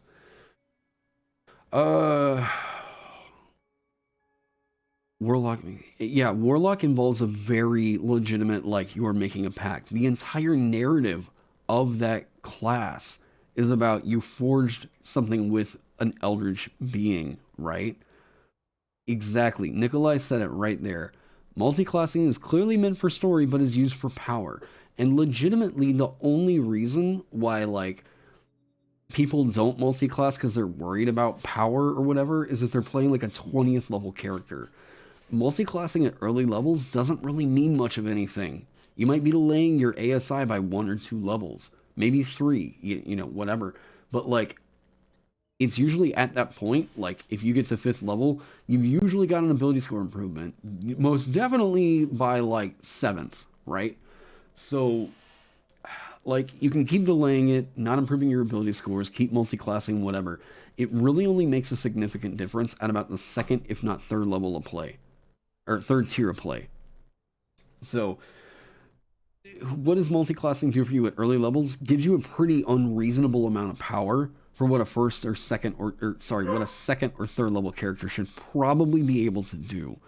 And proficiency bonus scaling only helps to further that because proficiency bonus is going to keep improving with you despite you multiclassing. So that's why I worry about multiclassing and proficiency bonus scaling. And if it's not a problem for you, you can totally have that opinion. You can absolutely have that opinion. I'm telling you that from my experience running D&D, I just don't think that it's healthy for the game. I legitimately think that that's bad for the game. Wait, so how would I do something like Sorcerer? You mean like a character becoming a Sorcerer, like at 1st level? It could be one of those pretty easy things, right? Like wild magic suddenly just popping into you is a pretty common story-based multiclass I hear a lot of people do. Draconic Ancestry, pretty easy if you've got a Dragonborn character. Could be that like if they willingly took in the blood of a dragon, or if they were gifted it from a dragon, something like that. What, like Shadow Sorcery? The Shadowfell is like it infuses your body. Something Aberrant Mind has so many different ways. It has a whole table telling you how you could have become an Aberrant Mind sorcerer. We got super far away from the Warlock. Hang on. Best multi-class for Fey Wanderer synergy wise. I don't. Whatever feels. I don't know. And I don't really like. Okay, so a lot of people have been asking here on the channel for me to cover multi-classing builds, right? How you can do X, Y, Z thing. That to me is solving for D&D. That, like, you know, it's fun to do the concept builds, right? Like Santa Claus, Bard, fun stuff, whatever. Those gaggy builds are a lot of fun. I tend to think that, like, okay, how do I put it? I don't want to pigeonhole people into thinking that they need to play this game this one specific way, right? Whenever I give an opinion about something on here, it's because someone asked about my opinion, or I'm approaching it from a design standpoint, right? Whenever you ask what is damaging to the game, what I think is damaging to the game is whenever a character option is so good that it completely invalidates any other option. We had this discussion about Twilight Domain Sorcerer, right? Twilight Domain Sorcerer currently is absolutely the most bloated out cleric in the game. Peace Domain does a very scary good job at doing the healer, very heavy support cleric and all that stuff, right? Twilight Domain does a lot of stuff for you at 1st level that no other character option gives you. Cough, cough, Hexblade, cough, cough. Exactly. Hexblade is super good at the multi-class synergy because it scales off proficiency bonus. It straight up gives you this hex that you can do, and because D&D is such a single target focused in combat kind of a game, it's usually always going to be super beneficial in every combat scenario to keep using that while you have it, right? So that's something that I look at that character option and think, this might be bad for the game because it's disincentivizing me from taking other options other than purely for character expression. And Twilight Domain is so apparent with it giving you so many extra toys at 1st level that, like, it's just... Wait, I was like, wait, what? There's only 2 here. No. Twilight Domain gives you 3 features and 2 free spells. 2 very fucking incredible 1st level spells. All here that you can access through multiclassing. You get proficiency with all martial weapons and heavy armor at 1st fucking level with this. on top of spellcasting, on top of Fairy Fire and Sleep that you get for free, on top of Dark Vision out to a range of 300 goddamn feet. And then you can share that Dark Vision with other creatures, a second level spell slot that you get multiple times.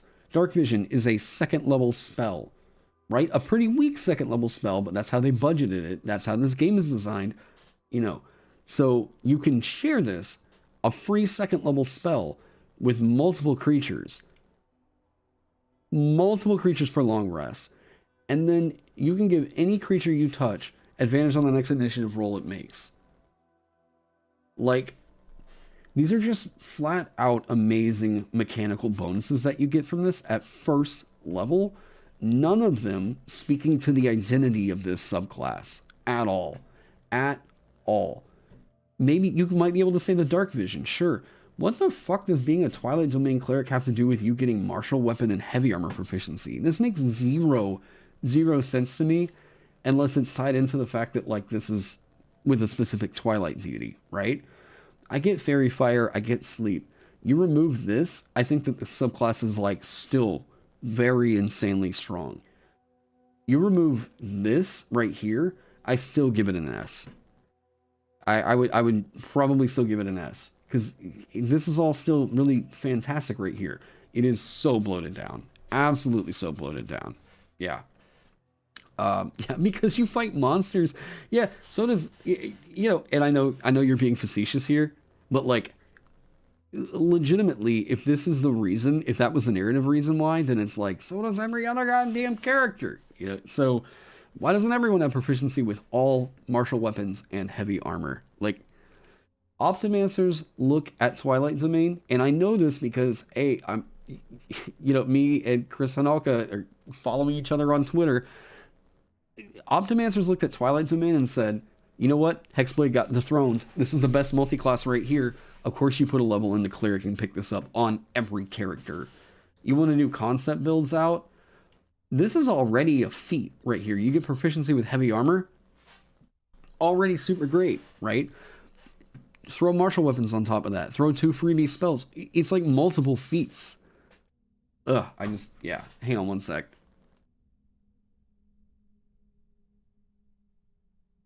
Ugh, my allergies are like super bad right now. Okay. So, that's on that tangent, right? Now.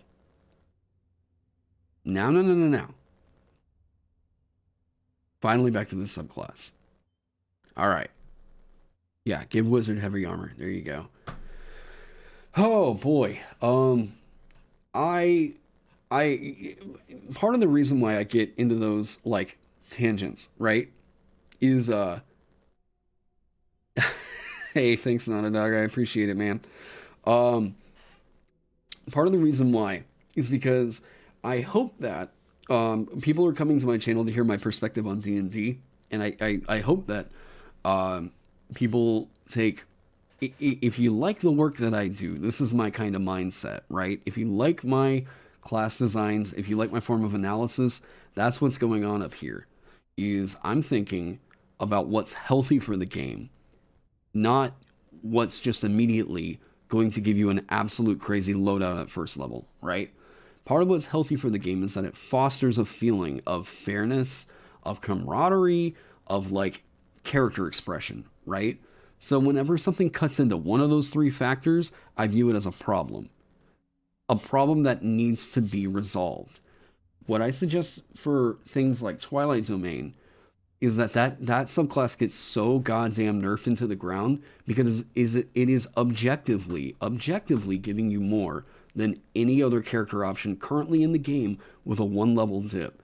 You are ineffective as a character because the general budget of the general power of player character options after Tasha's, if you do not take a 1st level dip or just a 1-level dip into Twilight Domain Cleric, your level is not being invested in any other way properly, is the way that I currently look at Twilight Domain Cleric. It is disgusting how good that subclass is with the ridiculous loadout it gives you at 1st level. So that's my opinion, is that I think that, like, from what I've seen in other options from the 5+ years I've been studying this game, is that Twilight Domain is absolutely the best one level dip you can do of any character option whatsoever. Yeah, it's better than taking 2 feats. It's better than taking, what I would say, Twilight Domain. You do a level in that is like getting 3 feats into one. You're getting Cleric cantrip spell slots, 2 freebie spells, heavy armor, martial weapons proficiency, dark vision out to a range of 300 feet that you can share with multiple creatures. That's 5 second level spell slots for free.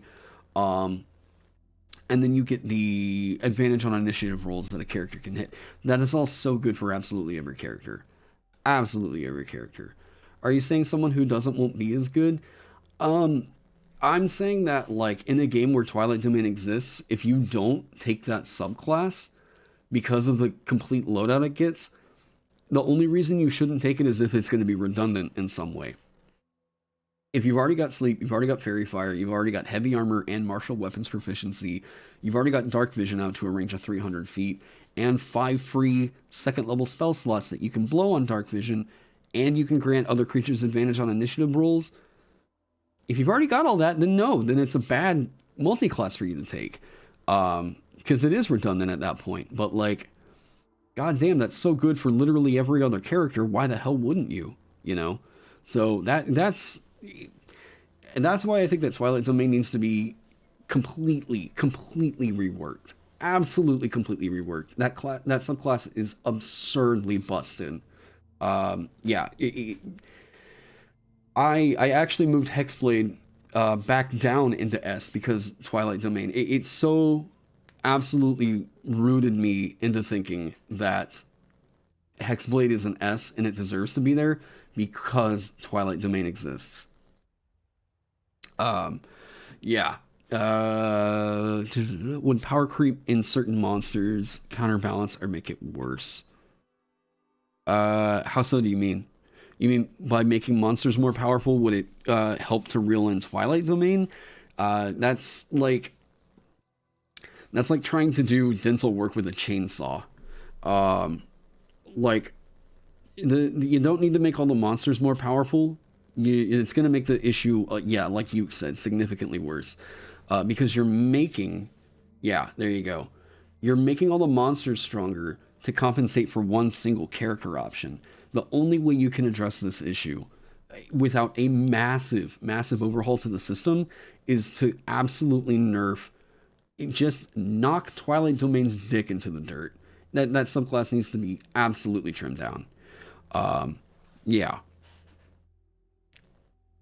It would be unfair to the older subclasses and newer players. Yes, right there. That's the big problem. It's I can absolutely describe. I swear to you, I can describe Twilight Domain in a way that makes it sound like there is literally no other option that you should take in D&D except to take Twilight Domain. It is that objectively good for every character build whatsoever. Yeah, Twilight's absurd.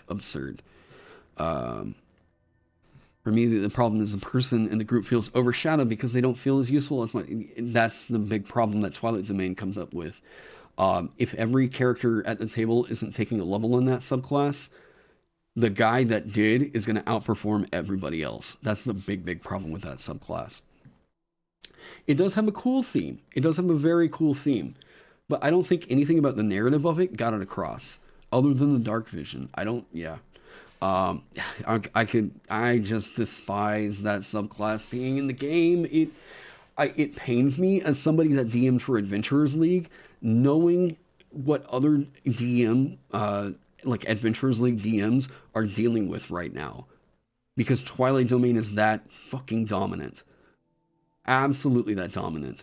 Do a Twilight Domain build into, I don't know, a Moon Druid, sure, whatever. Like, yeah.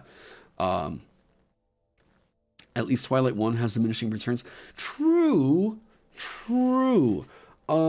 That's a fair point. And I agree with you there. But, like, ultimately, I'm like, so then, like, the way that you make Twilight Domain worse is to get more people to take the class. Yeah. Anyways, okay, so that is my rant on Twilight Domain. God, that might even become a VOD because of how much I despise that subclass. Anyways, so getting back into the Seeker. Wow, we've gone way on a tangent there. Okay. Astral Refuge. The big issue with this one, you can look around in the spell list. It's really hard to sort on D&D Beyond. Looking around their spell list, I don't remember it saying that it had to have a casting time of 1 action. So I'm going to run with this for right now. I'm going to say that, let's say it can apply to spells that you can cast as a bonus action, right? Only for Sorcerer. And then we can't sort by who you can target, or the range. So what are you really going to do with this to cast 2 spells on yourself? I guess you can go over and snag Cure Wounds, and that's going to be helpful, you know? Cantrip-wise, you can get Blade Ward. Not bad. Booming Blade. Booming Blade, I don't think would actually work with that. You brandish the weapon using the spell's effect and then make... Yeah, no, it's not going to work with that. Chill. Why didn't it? Oh, because it's not sorting them by... I sorted them by level, not... Okay. Like, how many of these are non-concentration? Actually, a fair amount. You know, because concentration's marked with the C diamond right here. So... And you're only allowed to cast 2, right? So, I mean, Etherealness, not bad. I'm trying to look for what's like really, really going to be helpful, right? I possibly with Misty Step, but like it's going to be you cast, and Misty Step is only going to be helpful if you cast it after you're out of the space. I guess Mirror Image. Sure, that's kind of helpful. Crown of Stars is cool. Far Step's not super helpful because you got to teleport to a space. Yeah, and that's another big downside to this, right? Is that you've got to have your 2 spell slots.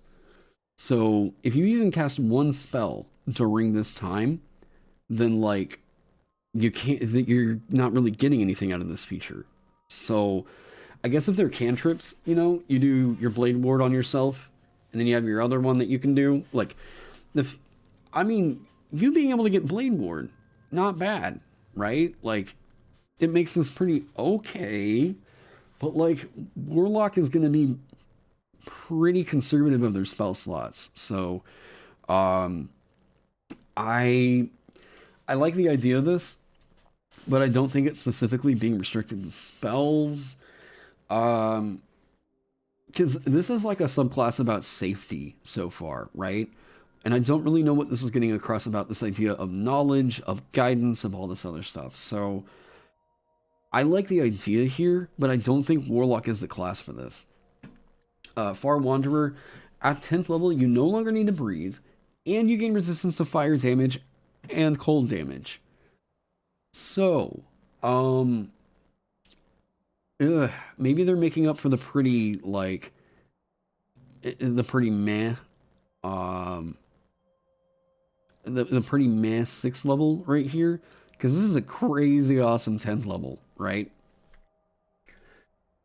I guess I get what they're going for, is that you can traverse space now, you know? Is Astral Refuge limited usage? As an action? No, but the way that the action economy works out, you're not really getting a massive benefit from just like using it to hide. So yeah, like even it being tied to unlimited uses, it's actually not really all that strong, which is weird, right? Because Warlock spellcasting is so restrictive in that way, right? The way that their spell slot regeneration works. Really, the only thing I can think of for this that's going to be any good is that you have to take Blade Ward. Okay, what other cantrip is there that I'm just not thinking of that this works for? Friends. um, resistance is wow. Does that actually make resistance pretty? Oh, you're gonna have to figure out a way to get resistance, but it could be worth it. I mean,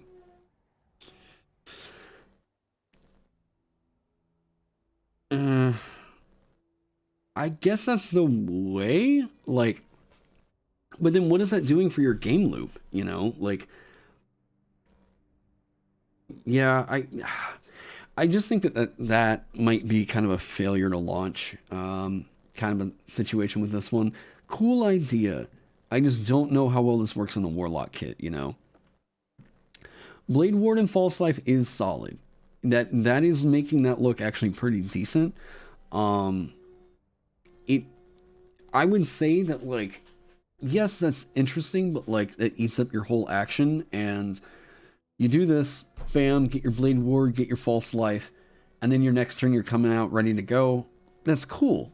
That's cool. I do like that idea. But I wonder if they thought that that was going to be pretty damaging because, like, that's the only thing you can do, right? That's the only thing. Oh my god, True Strike. Wait a second. Okay, okay. Let's assume that this is gonna work the way that we're thinking about that, right? Does this make $1 million question? Does this make True Strike good?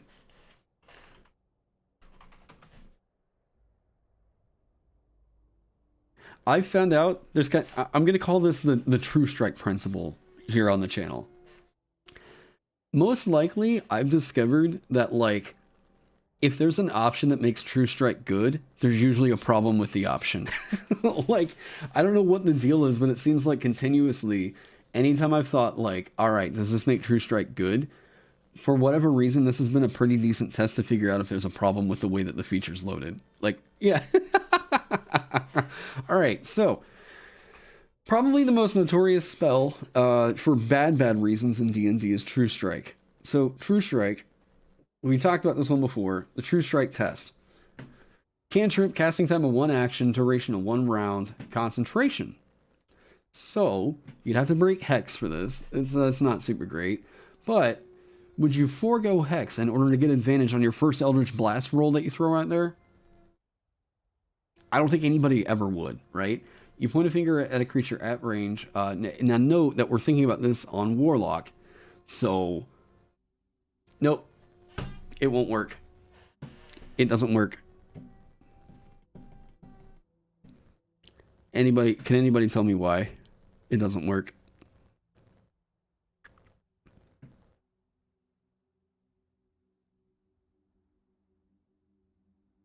It still doesn't make True Strike good, despite us trying to give this the most generous interpretation of it. Yeah. So no, the feature it passed the True Strike test. Oh my god. Anyways, you still need to point at the creature. Yep.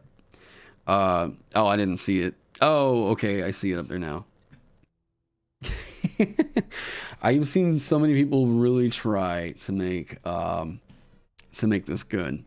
You know, if you have Guiding Bolt, then yes, this does make True Strike good-ish. Actually, that's a fair argument.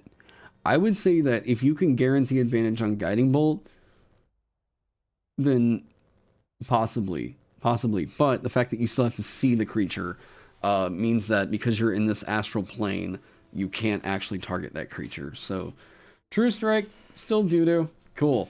Far Wanderer, 2 bloated down. I would say at most what I might be able to say is, like, you give the fire damage resistance up here at 6th level with the no longer need to breathe. Or, like, one of the resistance, I don't know. Maybe call it, like, sun and then stars down here, or I don't know. But their 10th level is super bloated, especially coming after a feature that I think after running enough ideas, I don't think that we can really get this to pay off all that well. There's some combos that we can think of, but it's so this is establishing a game loop that isn't, it's not really giving a meaningful choice, right? And that's very important, because without meaningful choice, you're not actually playing a game. You're kind of putting yourself on autopilot. So with Astral Refuge, it's like some of the cool synergies we could think of were like maybe 1 or 2 spell combos, you know? Yeah. Solve the puzzle. Just make True Strike a bonus action, first level spell. God. The Warlock uses this feature, and it can be a 1v1 Astral Dreadnought in the Astral Sea. You know, I kind of wonder if True Strike would be decent if, like, you didn't have to target a creature. I don't know. Yeah, I've tried to theory craft with that spell before. It just, I just don't really care enough for it to be like, you know, advantage generation. Advantage generation is pretty easy to make happen in D&D without having to worry about making a cantrip like True Strike work. Yeah. Astral sequestration. I guess it's like you are sequestering yourself. So starting at 14th level, you gain the ability to sequester yourself. I could have just read. Okay, so this is you and your allies. You notice how earlier on we got a thing where you can hide. Yeah, you can hide in a vessel, and then suddenly you and your buddies can.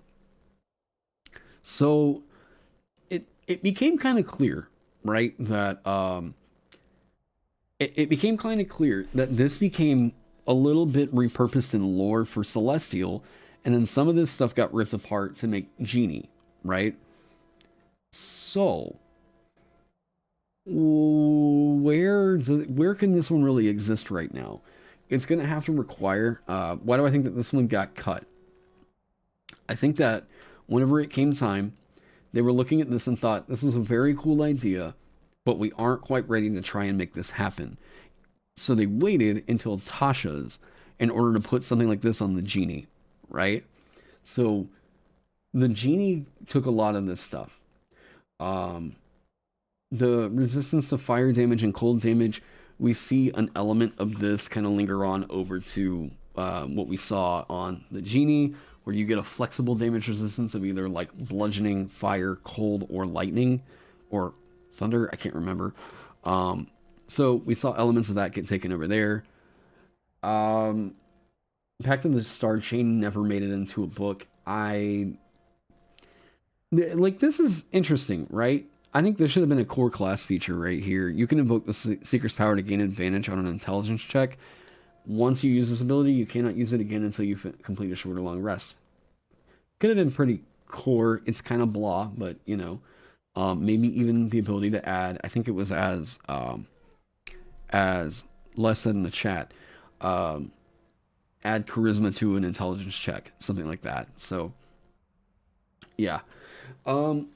I just don't think that this was really blowing up anybody's skirts. You know, I don't think that the Seeker was, despite having some really cool narrative and pretty interesting looking mechanics that were involved, I don't think that the interest was really here back in 2016. Definitely not by the time that they were ready to put it into Xanthar's Guide. Yeah, so, okay. Let's talk Theurgy Wizard. I adore this subclass, except for the way that it appears here. And I know I keep talking about this guy. He is legitimately one of the best TTRPG for D&D 5e. Benjamin Huffman is one of the best class designers currently making content for D&D. Benjamin did a revision of this that appeared in Complete Arcanist Handbook and completely fixed every problem I was going to bring up about this subclass. It might even just be easier for me to just pull that PDF up here in a second and show you guys all the problems that this one had. So, Theurgy Wizard, this is supposed to be as if you are getting you're getting a cleric wizard multi-class in a way that is just working exactly like you want it to, right? What this is doing is it's like you're playing a red mage in Final Fantasy. You're getting both red and you're getting both destructive and restoration magic. So with the Theurgy, the big problem was that it just didn't make any sense to like really play a cleric because this was here. And they there's some deceptive stuff about this as to why this was so good. Why this is super remarkable. If you want to play a Theurgy wizard by raw, use Mark of Healing Halfling. I mean, that is an option. But the good thing is that Mark of Healing Halfling is still limited in its spell list. So let's talk about why this is so good, okay? So, Divine Inspiration. When you select this tradition at second level, pick a divine domain for your chosen deity's list of eligible domains. Alternatively, the following domains are thematically appropriate, so you pick a domain, alright? Next up. Beginning when you select this tradition at second level, whenever you gain a wizard level, you can choose to replace one of your wizard spells you add to your spellbook with a cleric domain spell for your chosen domain. The spell must be of a level for which you have for which you have spell slots. If you add all of your domain spells to your spellbook, you can subsequently opt to add any spell from the cleric spell list instead. The spell must be of a level for which you have spell. How did they typo that twice? Other wizards cannot copy cleric spells to your spellbook and to their own spellbook. Okay, so this right here is a limitation, right? So that you can't get another wizard that can just translate cleric spells over into the wizard. Yeah. So big problems that happen with this. They get this channel Arcana. It basically works out the exact same way that Channel Divinity does. You get two effects, Divine Arcana and Channel Divinity option granted at second level by your chosen domain. So you're basically already getting some of the real good stuff of your patron or your deity that you choose, right? This is such a flexible subclass, and I don't mind this idea super much. But like, we have to admit that it's making Cleric look immediately less appealing. They're already way less appealing by this up here, and I'll talk about why. But let's get into this Divine Arcana. As a bonus action, you speak a prayer to control the flow of magic around you. The next spell you cast gains a +2 bonus to its attack roll or saving throw DC as appropriate. Super sick. I'm fine with this. I'm actually pretty okay with this. This right here. So this is a big feature. Wizard already has an absolutely insane spell list, and I already know that there's going to be some people push back against what I'm about to say. Wizard already has such a huge spell list. Cleric has a very nice, very majorly impactful spell list.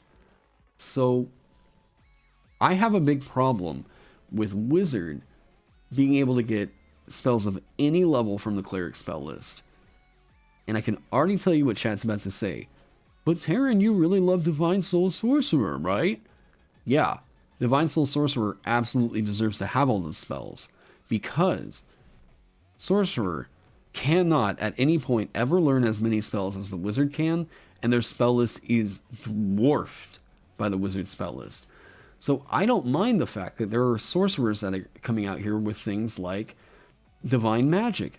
I love this, absolutely adore this on this sorcerer. Clockwork Soul. I don't super mind the fact that they can pick spells from other spell lists. I wish other sorcerers could get this. Yeah, this would be super sick on other sorcerers. But it cannot be a wizard getting access to... I mean, that's absolutely insane. Another thing to reel this back in for Sorcerer is that in Sorcerer's spellcasting, and we're kind of addressing a few reasons why this didn't make it in here, right? So, sorcerer spellcasting. What can anyone say other than intelligence and charisma? What's different between a sorcerer's spellcasting mechanically than a wizard's spellcasting? Hey, thanks for subscribing, Renko. Welcome to the insanity we got going on here. Someone tell me, mechanically, what's different from sorcerer casting spells? What interesting thing can wizard do that sorcerer can't? Bam! Bam! Right there. No rituals. Sorcerer cannot cast any cleric spell that has the ritual tag as a ritual because they don't have ritual spellcasting. Wizard, on the other hand, no problem. Absolutely no problem. That's an argument from subjective experience. So, yeah.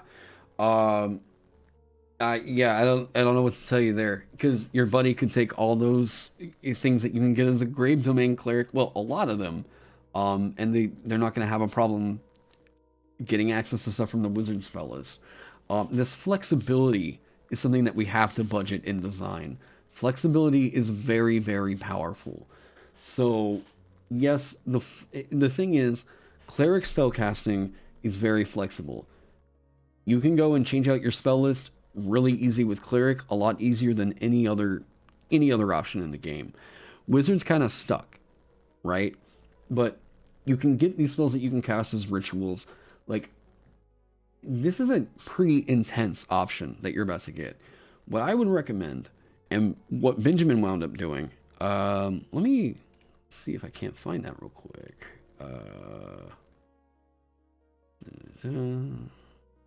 Yeah, a sec. Cool. Okay.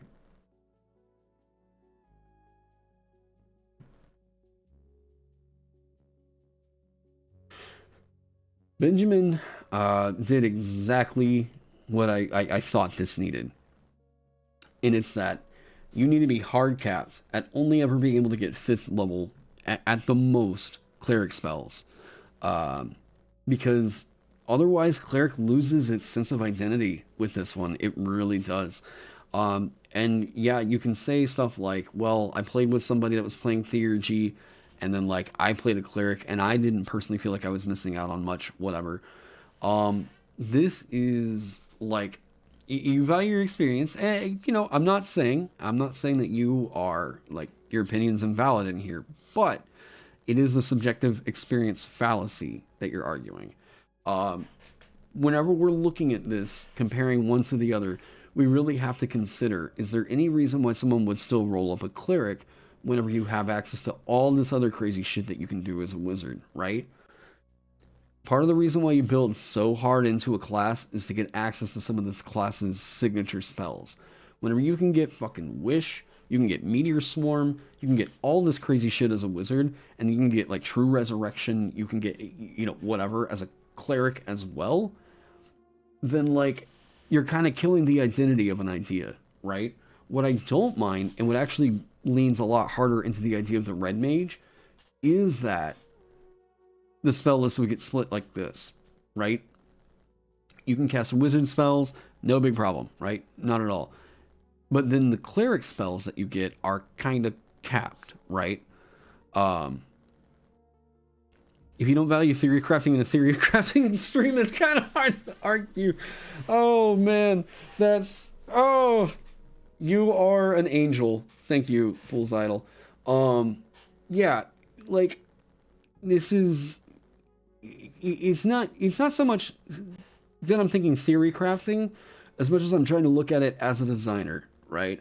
I'm looking at it and I feel like I've got a pretty good sense for just like feeling out designing and then like evaluating character options in D&D.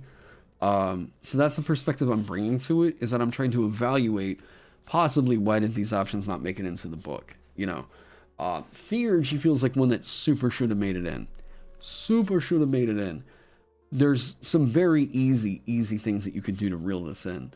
And part of what Benjamin even did right here, restricted to where you can't just go and snag that domain's or channel Arcana, channel Divinity, that is, I think, very, very good in making sure that you still feel unique, that the features aren't just like shoehorning in, cool, you go snag this feature over here and you're still a wizard. Cool, you go get this power over from this cleric and you're still a wizard. This isn't just a problem for like what this does to cleric, it's also a problem for what it does for this wizard because of things like what happened up here. At 6th level, you gain your chosen domain's first level benefits. However, you do not gain any weapon or armor proficiencies from your domain. At least that's reeled in, and it shows you the problem of Twilight Domain Cleric, right? Is that you can go snag that in, and Wizard still felt like, we can't even give that to you as a 6th level wizard.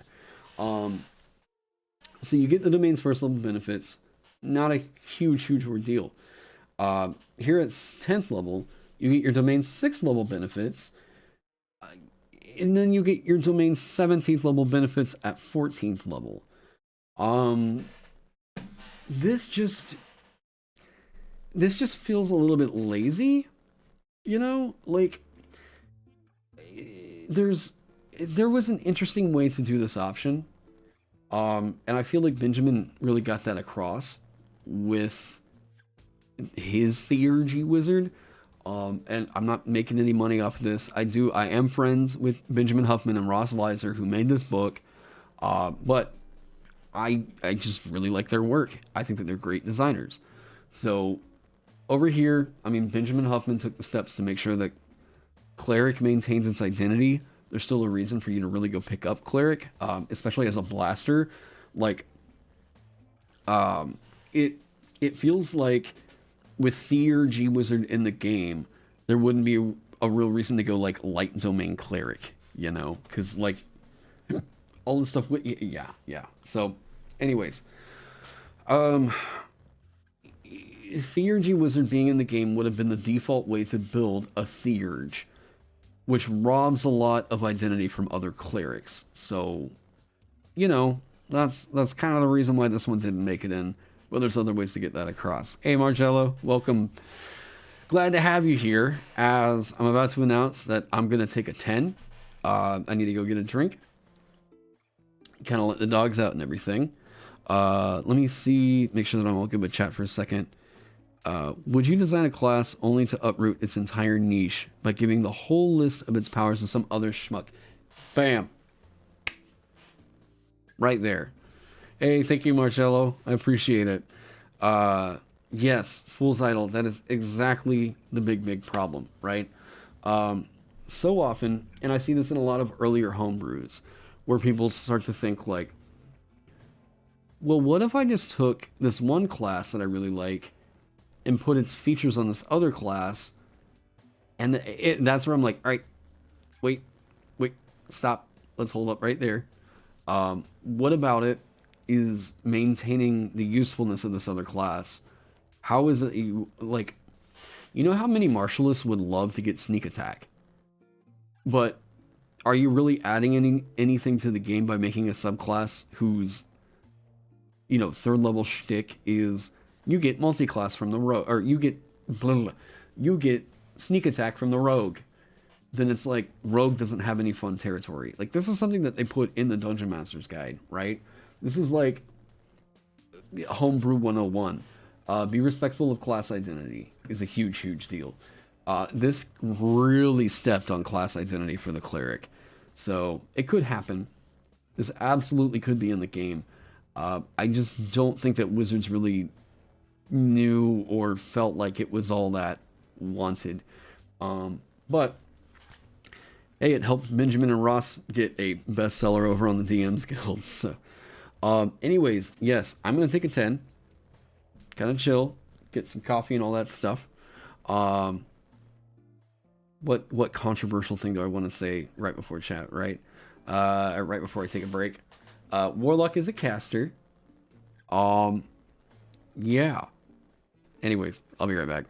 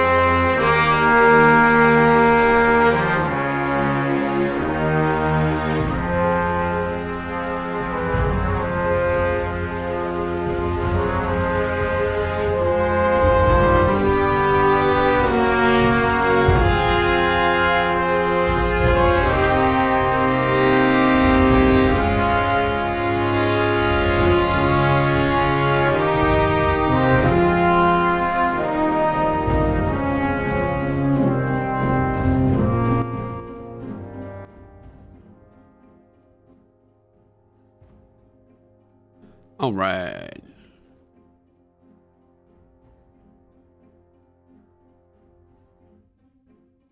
Making sure that's... There we go.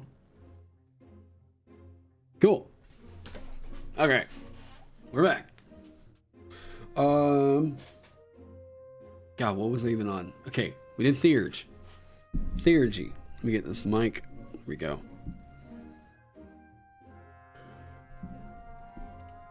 That needs to come down a little bit more.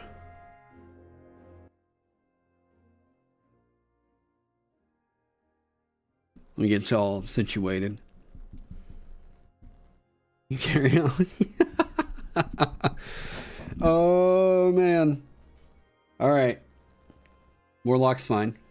Warlock is totally fine. What are we looking at now?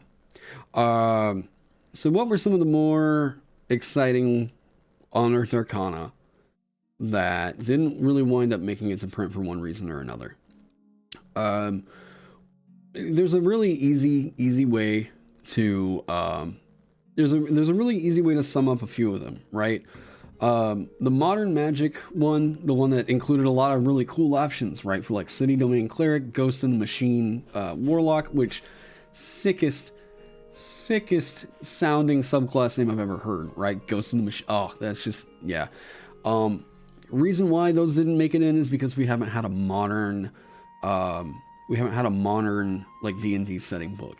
I think once that happens, it might be possible that we see those reprinted. But it's just kind of a fun one, right? Giant Sorcerer. So, okay. Giant Soul is the one that I actually really do dig. Let me get...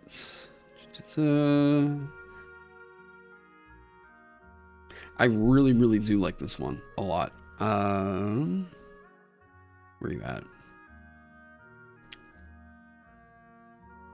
Is it you? No, but Stone Sorcery is in this one, which I really did like. I'm gonna download that one for now because I'll talk about that next. But yeah, no, I want to talk about Giant Soul. Where are you? Yeah, there we go. Okay. Oh, all right. This one failed to launch for a few reasons. There we go. Okay. So Giant Soul had a few issues kind of go around with it, all kind of at the same time. Not all of them actually linked into like this subclass mechanically, right? I'm sure there's a fly in here. This subclass came out, and not very far from it was the controversy with Mike Merles and Zach S, and then this one disappeared and we never saw it again. So I don't know that this was all just like based in playtesting, that they felt like, this was not really, whatever. This was like notoriously intrinsically linked with Mike Merles because he was showing it on the Happy Fun Hours. And from what it sounded like, this one was actually like, people were excited to see what would happen with it. There are definite mechanical issues with it, but it seems like it was just kind of tied up and got lost in a lot of the controversy that happened around that point. We saw it again in the Rune Fighter. He talked about it again. It was on like a Happy Fun Hour, I believe. But so the Giant Soul Sorcerer, what kind of went wrong with this one?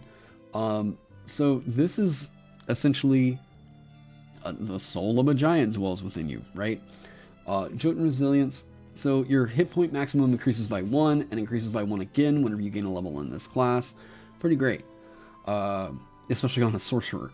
At first level... Oh, wait, let me talk about why this is so good, right? This is... So this is effectively like your hit die is increasing a die size. think about that, right? You're going from a D6 on average to a D8 is the way to think about Jotun resilience. That is that strong, okay? Are we positive Merles is the reason why some of these got destroyed? No, Wizards of the Coast has never actually come out and said that. We know that Mike Merles was removed from the TTRPG team, and ever since then, we saw a lot of Unearthed Arcana that Mike Merles was working on, and they were like, we are developing this. That wound up getting completely abandoned. We're talking about a significant number of options that they were talking about getting put into a book that just never got developed upon immediately following Mike Merles leaving the TTRPG side of Wizards of the Coast. So it is speculation, totally speculation. I don't have any kind of like inside sources confirming that's what happened. But this is like what we basically look at as like, this was a Mike Merles venture, so it likely got canned because of that. So with this, you also get a flexible freebie spell that you get at first and third levels. Well, you get 2 free at first level, all tied into your choice of a different giant.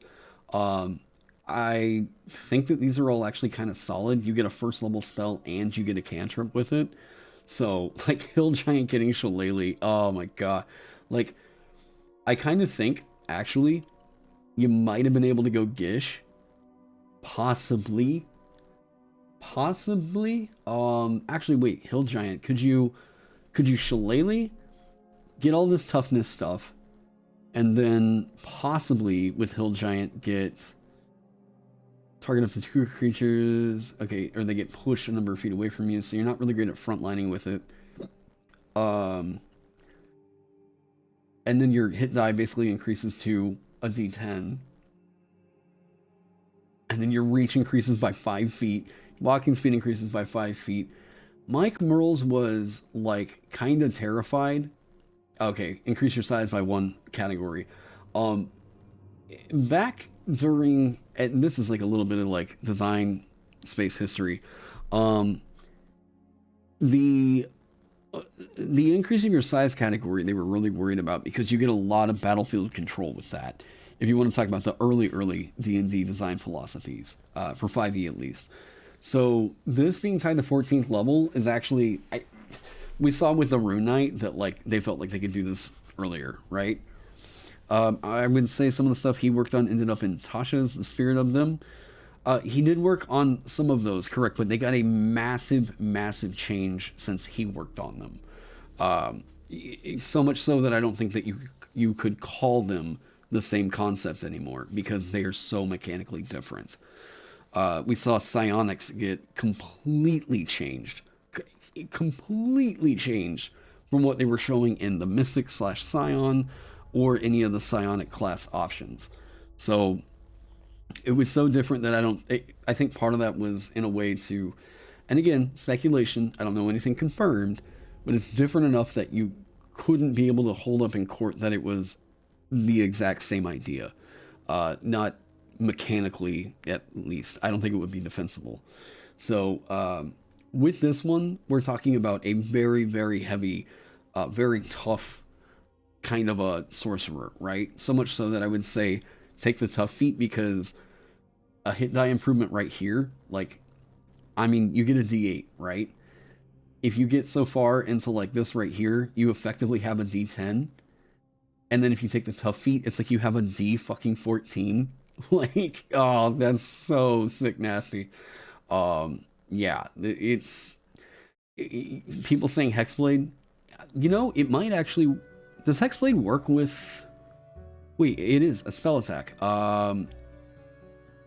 Yeah, Hexblade would work. You know, but then you don't need Shillelagh. I mean, there's still a pretty good reason to keep up with Shillelagh on this. Like, sure, you don't need Shillelagh, but like, come on, man, Shillelagh. Like, just keep whacking things. I love Shillelagh. I absolutely adore that spell. Dang it. I just got coffee on my Solaire shirt. Okay. So, some of the reasons why I don't think that this one's super worked out. No problem with their first level. No problem with their first level. It just seems like some people may have been expecting to go real heavy frontline with this, or like even midline kind of, Gish build. But the only thing that lends itself to Gish, because you don't get any weapon proficiencies with this, is Shillelagh. So they didn't have a really great offensive means here. Well, I guess you get Shocking Grasp with Storm Giant, but even still, that's like kind of meh. It just doesn't feel quite right for that. Yeah. They needed some kind of a like nice little martial weapons thing in here, right? They're still not really all that defensively great. Your AC is still going to be kind of flaw with this one. So you being a full caster, hey, you can multiclass in the Twilight Domain and get heavy proficiency, So we will talk about Phoenix Sorcerer. Lost Soul of Astoria, or Soul of Lost Astoria.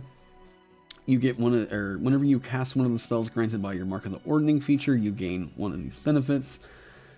Cloud Giant, immediately after you cast any of your Mark of the Ordning spells, you can magically teleport as a bonus action, and this is all at 6th level. You can teleport is no farther away than the number of feet equal to 10 plus your Constitution modifier.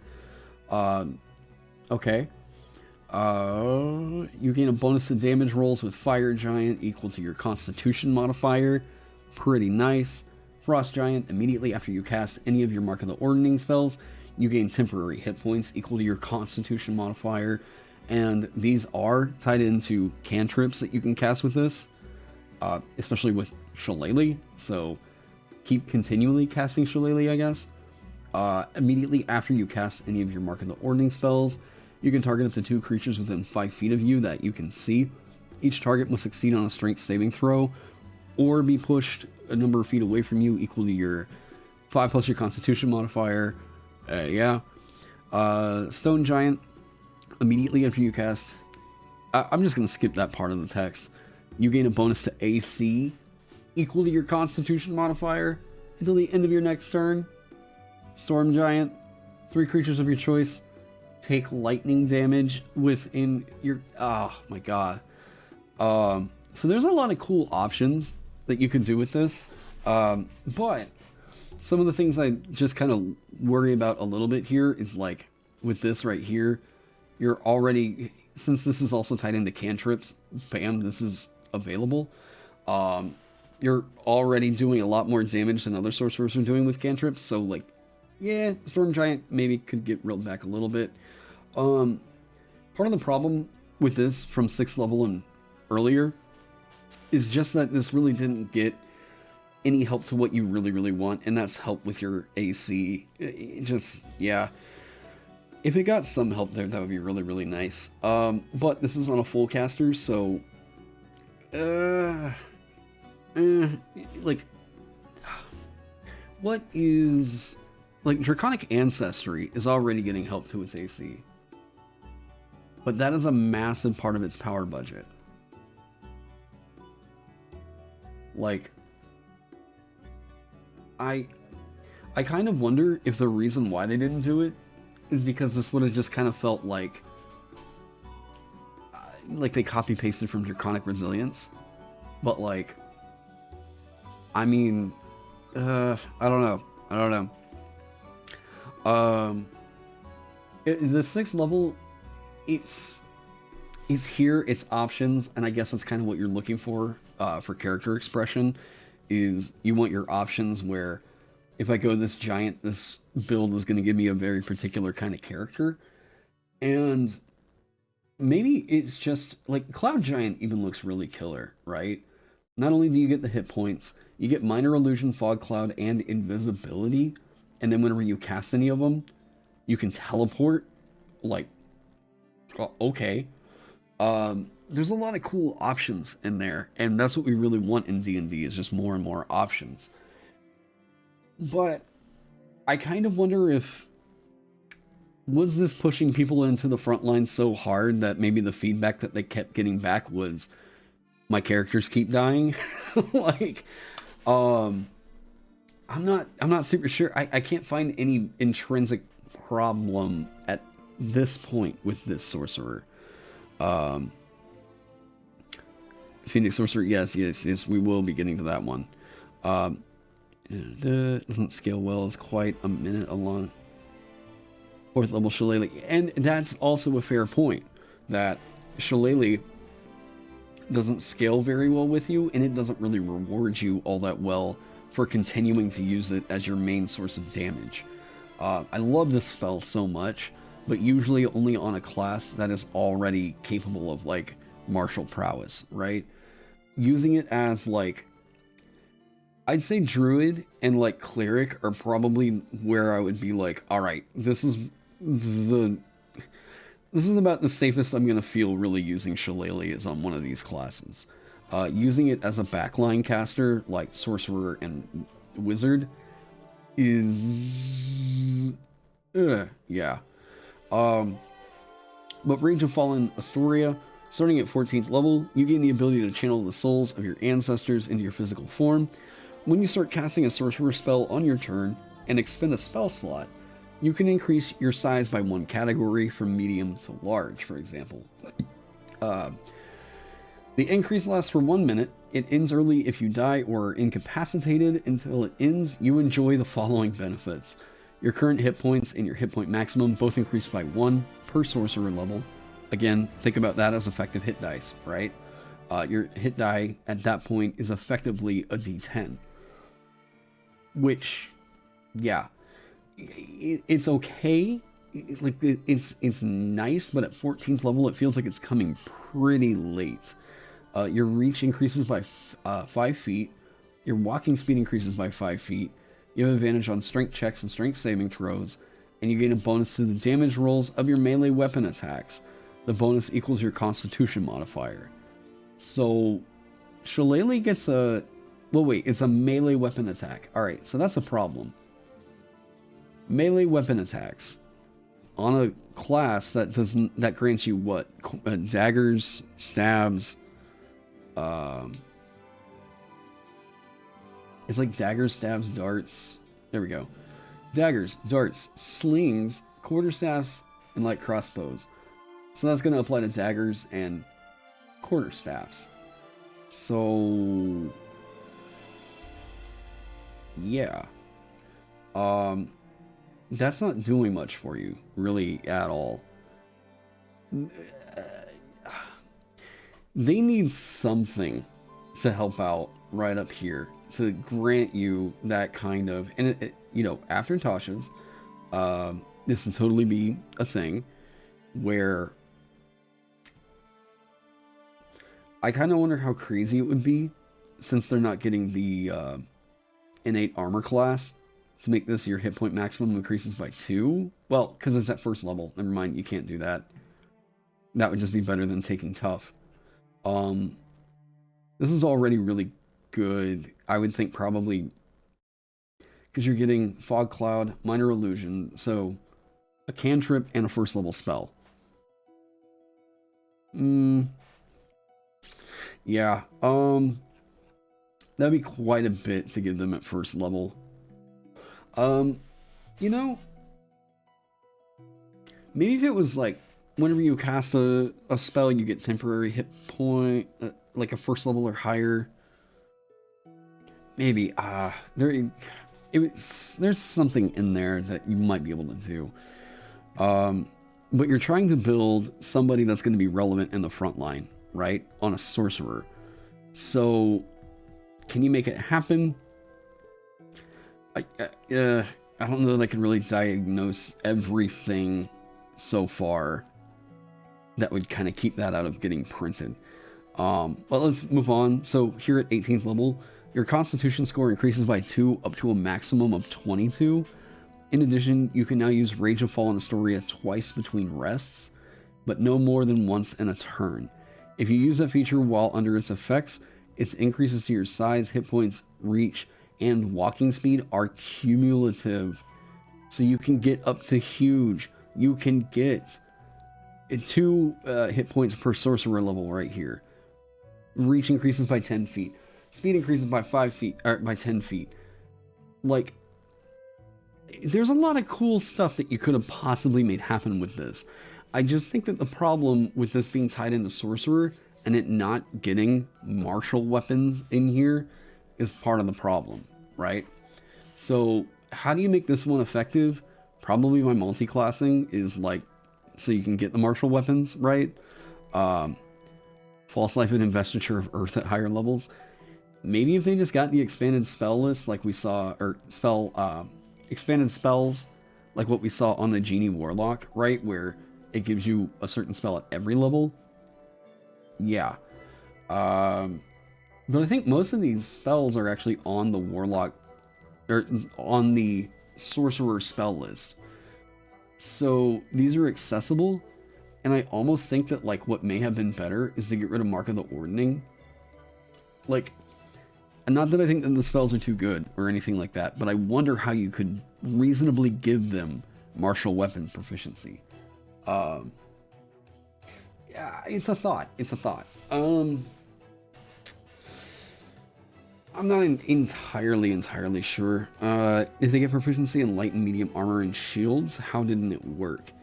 Wait, was that one of the things that they changed in it? Because I don't remember how often this was really showing up.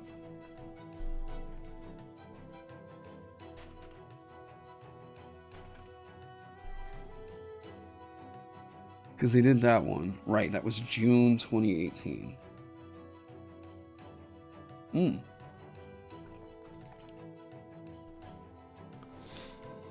Okay.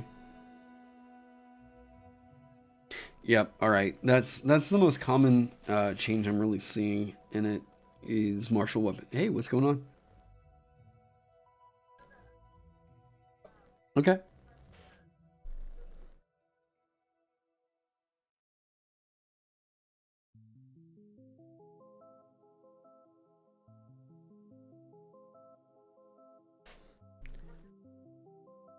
Maybe after you guys get done with that, I'd be down. Cool.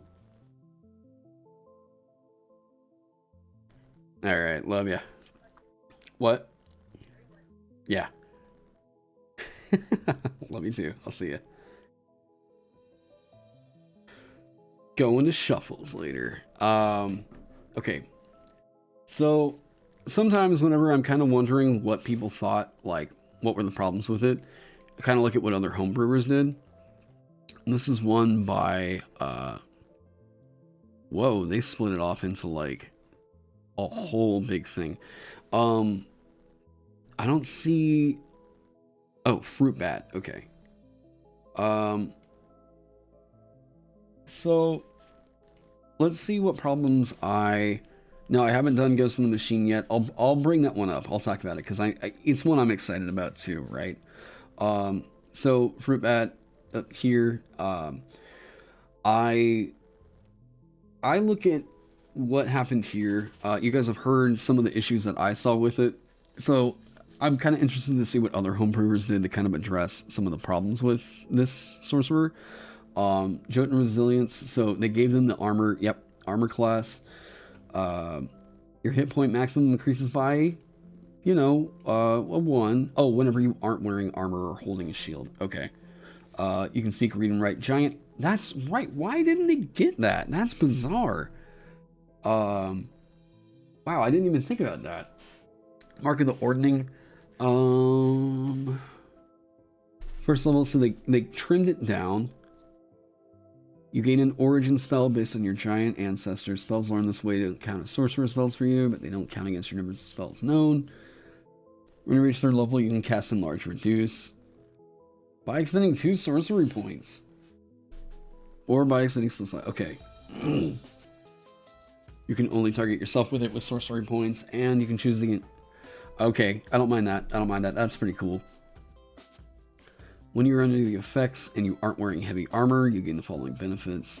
Spell does not require concentration. Thank you. That is so required in order to make a frontline sorcerer work. Your strength score matches your charisma score if it's not already higher. I do like that change quite a lot. It trims out a lot of fat that was kind of going on Yeah, yeah. I'd actually be pretty cool with this idea. Hey, thanks so much, Pale. Thanks for swinging by. Soul of Lost Astoria. Your power of your ancient blood grows further. You gain the following benefits. You add your constitution modifier to the damage you do with any sorcerer cantrip. I can agree with that. You're probably going to be investing heavier into constitution. And it makes you better overall as a... Okay. That is pushing me into thinking that Shillelagh could be pretty nice. You get an additional effect if you cast Enlarged. This is interesting. Yep, okay. All pretty much the same. Wait, that one might be a little different. 2 creatures within 30 feet of you. I think that one is slightly different. You can shove it as a bonus action. That's pretty fun. You gain a plus... Okay, this was... things like this is what, like, Stone and, like, Hill Giant really need. Wait, where is Hill Giant? Oh, Hill Giant up here. Okay. Pushed Infinity away from you. Hey, we're just looking at, Giant Soul Sorcerer. Storm Giant got this nerf. Okay. Disadvantage on that attack roll. Yep. So... there's a bit more character expression, it feels like, in this version. It doesn't look like a massive amount of stuff got totally removed. And yeah, they did the regular scaling of, like, an expanded spell list. I'm super behind that idea. Rage of Fallen Astoria, all mostly the same. Except that change right there. Your melee... Okay, so Siege Weapon, where you do double damage to objects and structures, it should probably just write that out, you know, not like the Siege property, but that's a pretty funny idea, and I do like that idea. Yeah, this is all fine. I actually love this idea. It could probably get cleaned up a bit, you know, to match, like, the 5e trade dress and style, but, like, I like what's happening here. Nice changes all around. I like that, Fruit Bat. Good job. Okay. Basically, that addressed a lot of the issues that I would have had with it. Yeah, I think with this one, part of the reason why it just didn't really get developed further, part of it was because, I mean, Mike Merles worked on this, so Mike Merles wasn't on the TTRPG team, so he didn't develop it further. And I think some people were really interested in this one. Even seeing from my chat, it sounded like there were people that were really digging this one. So, I think if this was going to appear in a book, it would have been in Tasha's. So, yeah. People were asking about Phoenix. What happened with this one? I'll tell you exactly what happened with Phoenix. All the design space that they were going to use for Phoenix wound up getting eaten up by them trying to figure out how to make it not just Divine Soul. So, what are you expecting out of a Phoenix Sorcerer, right? I want fire and I want restoration. That is exactly what you want. Is it justifiable that you couldn't make that with a Divine Soul Sorcerer? Like, you know? The big problem with Phoenix, like, it's cool, fire, all this other stuff, right? I love this idea. This is such a minor first level feature, but I love what this does. You gain the ability to start fires with a touch. As an action, you can magically ignite a flammable object you touch with your hand. There's so many uses for this, and it's very, very minor on the power budget. I love Ignite. Absolutely adore this feature. Mantle Flame. Yo! Starting at first level, you can unleash the Phoenix Fire that blazes within you. As a bonus action, you magically wreathe yourself in swirling fire. Your eyes glow like hot coals. For 1 minute, you gain the following benefits. You shed light out in a 30-foot radius and dim light for an additional 30 feet. Any creature that takes fire damage equal to your charisma modifier if it hits you with a melee attack. Oh, thanks. Yeah. From within 5 feet of you, or if it touches you. Whenever you roll fire damage on your turn, the roll gains a bonus equal to your charisma modifier. Once you use this feature, you can't use it again until you finish a long rest. Okay. Generally fine. Divine Soul can't fly? Yeah, it gets wings. Or it just gets the fly spell. Right? You get your wings. Yeah, otherworldly wings. It gets to fly. Wait, wrong one. Alright, we're done with Giant Soul.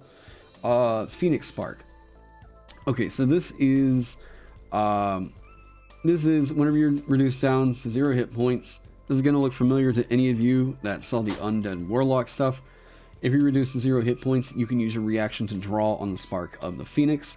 You are instead reduced to 1 hit point, and each creature within 10 feet of you takes fire damage equal to half your sorcerer level plus your charisma modifier. If you use this feature while under the effects of your Mantle of Flame, this feature instead deals fire damage equal to your sorcerer level plus double your charisma modifier, and your Mantle of Flame immediately ends. Once you use this feature, you can't use it again until you finish a long rest. This is like... This is not a bad feature. Really not a bad feature. 6th level, this is fine. I really don't mind this. I think that it... More often than not, I'm looking at it and thinking, especially in a thing like this, why is this not in the game? And I'm thinking that so far, a lot of people were really excited about this, and I'm just not seeing much of anything that isn't just fire, and then now we get to this interesting feature, right? Where, like, fire damage is a little bit weak in 5e. Just a little bit weak. At least offensively. So, this hit the narrative, right? But I think some people may have been expecting from a Phoenix to be able to get, like, Revivify. Just my guess here. And this one couldn't really deliver on that because they had Divine Soul Sorcerer in mind. Especially whenever you look at this other one up here, Favored Soul. It's like, you see, Favored Soul became Divine Soul Sorcerer. And it feels like the problem was that a lot of the narrative space that they really wanted for Divine Soul would have been eaten up by either like Phoenix Soul or Favored Soul being in the game. Like Divine Magic right here, right? Straight up, we see this in the Divine Soul. Like, oh, and this is just me thinking about it as a designer, right? You're getting a lot of divine stuff that happens up here. And then for Phoenix, not to be able to get like some resurrection magic somewhere, that feels kind of odd, you know? Form of the Phoenix, you have resistance to all damage, flying speed of 40 feet, and then like, if you use Phoenix Spark, that feature deals an extra 20 yeah, wow. Nourishing Fire. Soothe and restore you whenever you cast a spell slot that deals fire damage. You regain hit points equal to the spell slot's level, plus your charisma modifier. Wait. Spell deals... Oh, that was Bag of Rats. Oh, no, spell slot. Okay, my bad. No, that's good. Phoenix was meant to be your fire sorcerer. I agree with you there. Except that, like, Phoenixes are also tied in... I mean, you gotta admit, like, they are very, very locked in to this idea of resurrection, right? So, what do they make this? Is the Phoenix an elemental or is it a celestial? Because if it's an elemental, then, like, see that right there? That's supposed to be your Phoenix Soul Sorcerer. My best guess is that, and this is just totally a guess because they could have printed that and it would have been just fine in the game. My absolute best guess is that, shouldn't it be like right up here? There. Um,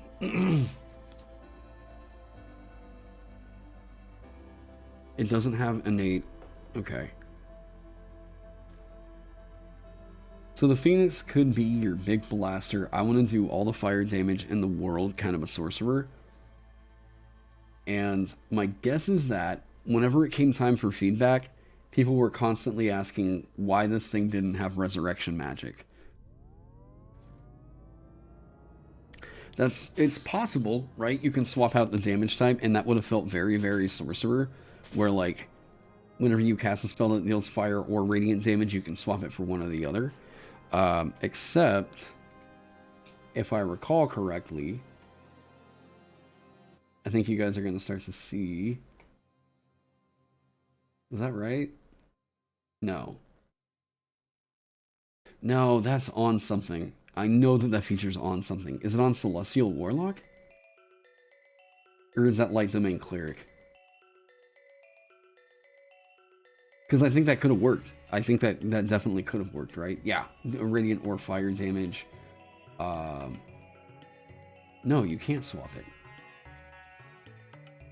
Oh my god, where is that at? I know that's a thing, right? You can swap it for one or the other.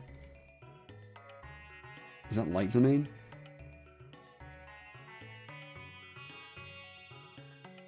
Not Radiant Dawn, Boarding Flare. That isn't a thing. Okay. That could have been actually pretty cool for Sorcerer, because in my view of Sorcerer is that, you know, Wizard is like, I'm not familiar with magic, I'm learning it, right?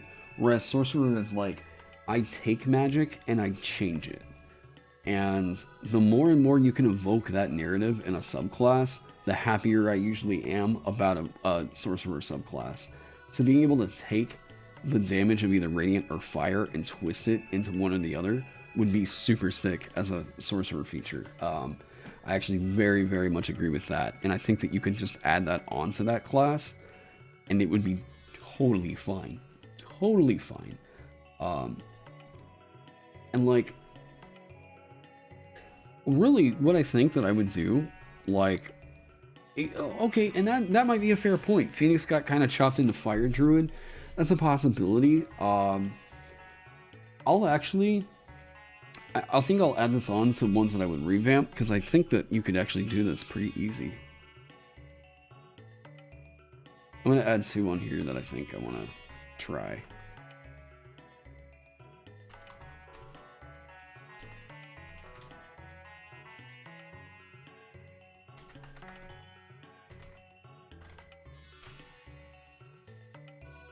Let's get this in alphabetical order.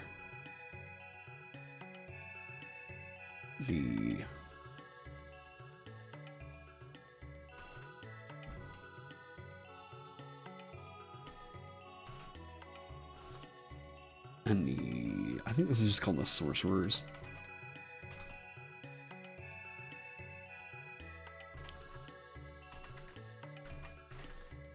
Phoenix Soul.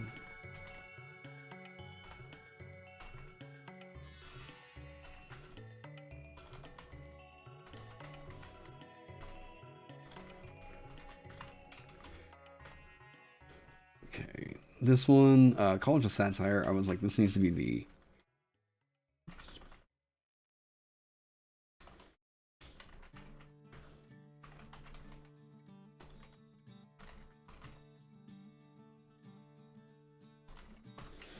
Okay. So I do really dig that idea.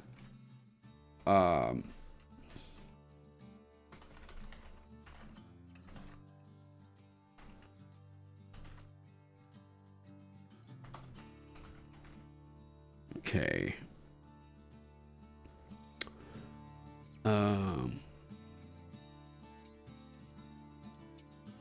So there's an artificer in your group and they're not using plane shift articles. They're missing. This artificer feeds in D&D. What is plane shift? Okay, so I'm looking at the potential of These are probably going to be ones I'm going to put up over on my Patreon. Revamping College of Satire, revamping Phoenix Soul, and revamping the Sorcerer, or the Seeker, because I think that I really like the idea of the Seeker. I really like the idea of Firebolt, leaning way more into the idea of like self-resurrection, right? Because like, what is the Phoenix really doing?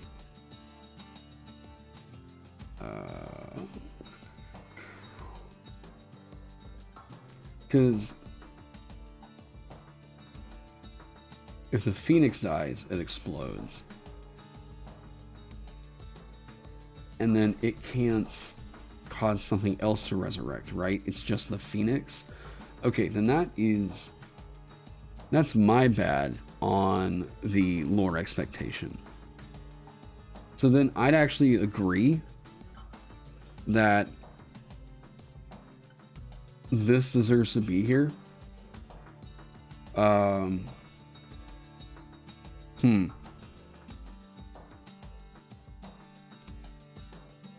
Like, most all of this stuff up here is totally fine. I will actually do a revision of this because I think that it's very, very easy to make this work, especially with the budget that we're allowed in Tasha's now. Yeah. Okay. I can see why a lot of people really fell in love with the Phoenix Sorcerer. My speculation was mostly that it got cut because they combined it with Favored Soul. But really, like, it seems like Favored Soul just kind of got developed further into Divine Soul. Because I'm not seeing a ton of overlap between the two anymore. Yeah, okay. Yeah, from the ashes. So, D&D, oh, yeah, that's right. Now I remember what you're talking about. Phoenix don't deal with light that much, though, as far as I know. I think they illuminate an area. Right? Illumination. They do double damage to objects and structures? Because they're just that big, I guess? You know, oh man, well, I would really love, I didn't realize the Phoenix was that massive. I would love a Phoenix miniature. Have they made one?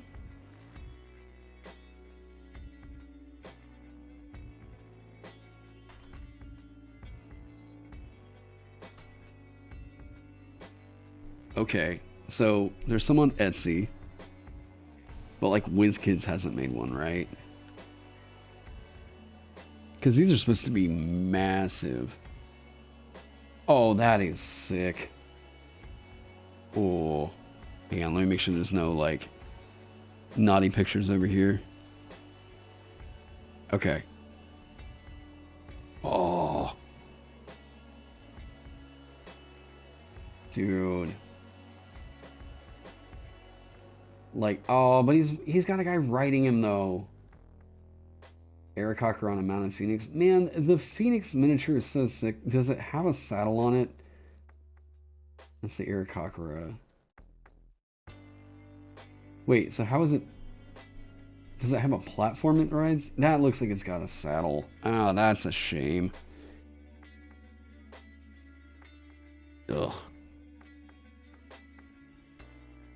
Oh, you got that one? Nice. It's sick. My only like.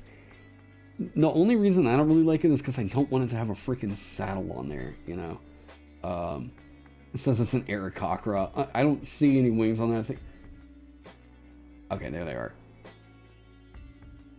Huh. Well, yeah, I'd love to actually get, like... Oh, there is a saddleless one? Oh my god. Yeah, I would love... that. I would love a really good... That'd be a really fun one to paint, actually. Yeah, I don't have a good Phoenix miniature. I really, like, hey, WizKids, why ain't you made a Phoenix miniature yet? Like, I would buy this one as one of the big, oh, cool, I appreciate it. I would love this one as one of the big, giant, like, oversized minis. Like, that would just be so awesome. Oh, yeah. There's a few minis that I really wish were a thing. You know, Ogre Mock would be sick. Oh, wait, I thought I had that one. Okay, Ogre Mock is just a giant earth elemental. So like ones that I would love, like an oversized one of the Phoenix, sure. The Elder Tempest, I don't know how you would make this one. This thing is absolutely terrifyingly huge. Yeah, it's supposed to like take up the span of like a mile or something. Elder Tempest would be super super sick. Oh, okay, cool. So I'll do the Phoenix as a revision. Was the Soul of the Sea? Did this just become? Did this become Storm Soul? Or Storm Sorcery, whatever it was? Or was it? Okay, Stone Sorcery. Okay, hang on. So, okay. I haven't really heard anybody talk about this one, so much so that, like, I forgot this was legitimately ever a thing. And I want to cover the stuff that you guys are interested in hearing about. Stone Sorcery, I know someone was mentioning earlier. This is the closest I think we ever got to getting a Gish in Sorcerer. Even closer than Giant Soul. Because you're getting your proficiency with shields, simple weapons, and martial weapons. This is going to be about as Gish as you're going to get, especially with, like, Blade Singer in the game, right? Like, yeah, okay, whatever. So, with this one, you get your metal magic, which I thought was pretty fun. And it gives you, like, a lot of the smites that you can get, right? That's pretty cool. You get your stone's durability, your hit point mat. Yeah, so, again, they could have given all this stuff for Giant Soul, and it probably would have been fine. Stone Aegis. Starting at 6th level, your command of earth magic grows stronger, allowing you to harness it for your allies' protection. As a bonus action, you can grant an Aegis to one allied creature you can see within 60 feet of you. The Aegis is a dim gray aura of earth magic that protects the target. Any bludgeoning, piercing, or slashing damage the target takes is reduced by 2 plus your sorcerer level divided by 4. Okay, we don't usually see that in a thing. This, you're asking me where you could do like proficiency bonus scaling? It could be right here. Like, it's reduced by, wait, 2 plus your sorcerer level divided by 4. That's odd. Okay. That's just throwing me for a loop for some reason. In addition, when a creature you can see within 60 feet of you hits a protected target with a melee attack, you can use your reaction to teleport to the unoccupied space you can see within 5 feet of the attacker. You can teleport only if you and the attacker are on the same surface. You can then make one melee attack against the attacker. If that attack hits, it deals an extra 1d10 force damage. This extra damage increases to 2d10 at 11th level and 3d10 at 17th level. Okay, so it's a bonus action that you grant to somebody else. They get this nice damage mitigation right here. Really, really nice damage mitigation right here. This right here is exactly what I wish. Something like we could get out of the Giant Soul, right? This is the kind of thing that I would have loved to have seen. It's not something you can give to you, right? So that is something to consider. But it's nice. I mean, this is a great damage mitigation. Maybe if you could give it to yourself, I would think that this is a very, very viable Gish. It is a bonus action. There's no resource tied to it, right? So that's a damn good bonus action. And really, what is to one allied creature you can see?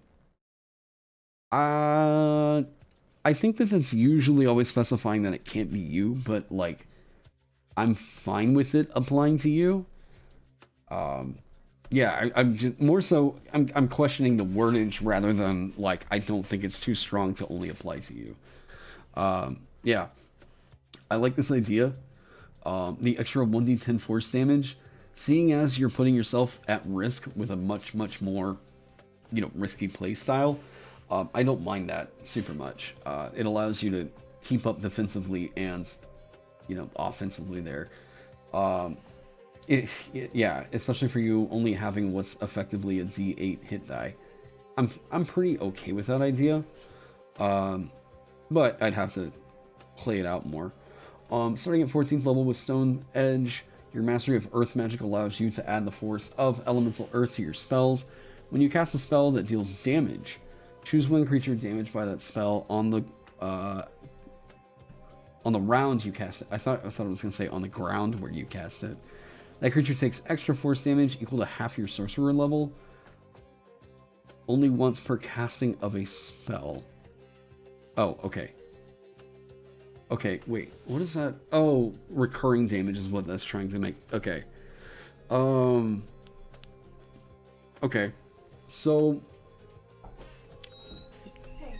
Hey, what's up? I left you the keys so that if you want to meet up with us later, because the panel is like 5 shuffles. So me and Joe are gonna drive it, and we're all gonna walk from there, and then we'll be right back at shuffle. So if you want to come up later, I'll leave it in the car.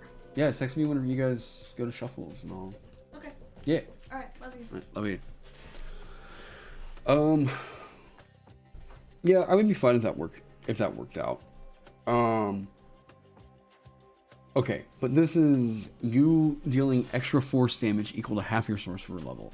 So 7 extra damage that you can do per spell that you cast. Spell that deals damage. Choose one creature. Okay, so it's only one creature. It's not the overall spell. I think that that's okay.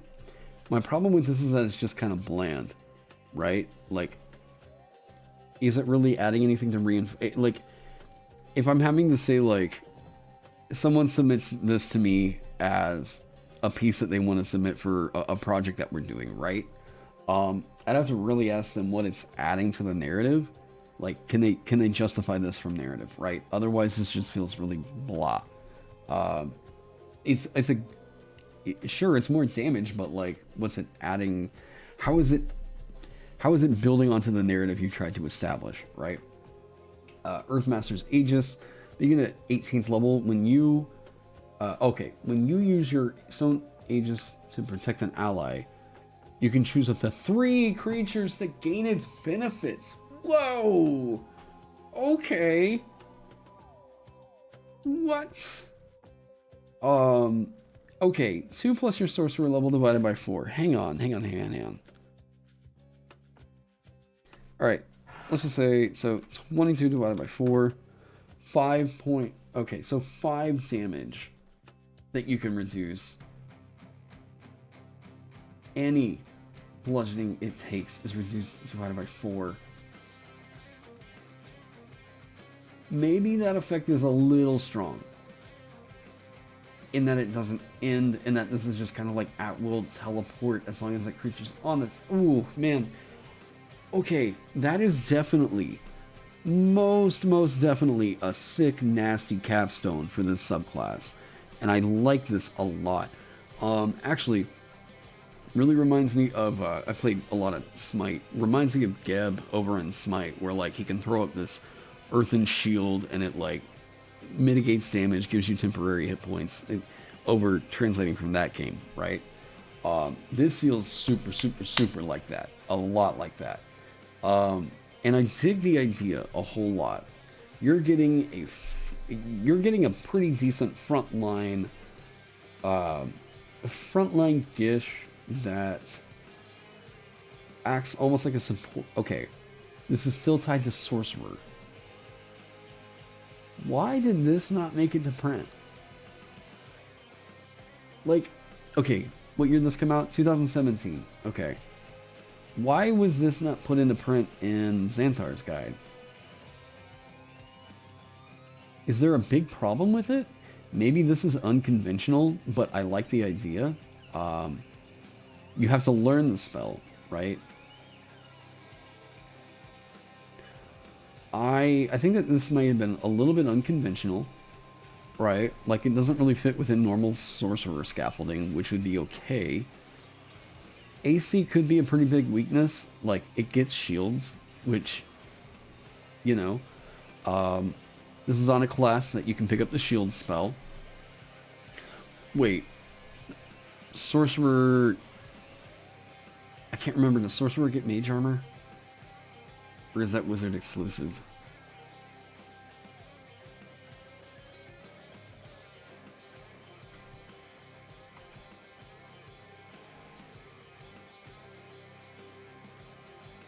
Stone durability.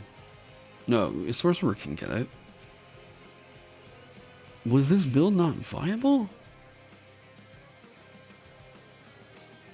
Oh, you're right. That's my bad. Yeah, gain a base of AC plus your Constitution modifier. Okay. If you aren't wearing armor other than a shield. Why? This could have made it into print. I think that this very, very easily could have made it into print. Maybe one more design pass to figure out what they wanted to do with this up here, right? Does anyone have a good guess? Like, this might have been a little bland, but you could very easily give them a different 14th level feature. Super, super easily. I think that, you know, it maybe could have tailed back a little bit of the force damage. You lose the AC if you're incapacitated. I don't think that held this back from getting printed. Yeah, Loxodon get con mod to AC like this already. I'm not really super sure why this didn't get printed. Because I'm just gonna assume that like this would have seen about like 6 months worth of, you know, further final design after this. So some things could have gotten changed. Some things could have gotten fixed. I don't really know why Stone Sorcery didn't get printed. Nothing's coming to mind right now. But could it make a comeback? Absolutely. I think that this one very, very well could. If, well, yeah, but you're already super vulnerable if you're stunned or paralyzed. That's, I guess my thought on it would be that, like, maybe people just thought it was boring. But, like, people have been really, really crying to get a sword and sorcery gish. So, this seems like it could have been it. That's weird. Yeah, it could have gotten spiced up a little bit. There could have been some more interesting stuff that it got, but God, if a player was asking me that, you know, hey, are you cool with me taking this one? I'd be like, you know what? Let's try it out. I don't think that there's going to be many issues with it from what I can tell. Okay. What time is it? 6:16? Let's do one more. And then I am probably going to go and have a beer with my buddies from Minnesota. Alright. What does chat want to look at? Ghost in the motherfucking machine. Yes. Alright.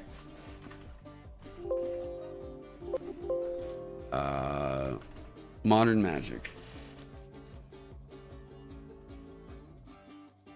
Alright, this is such a cool UA. It really is.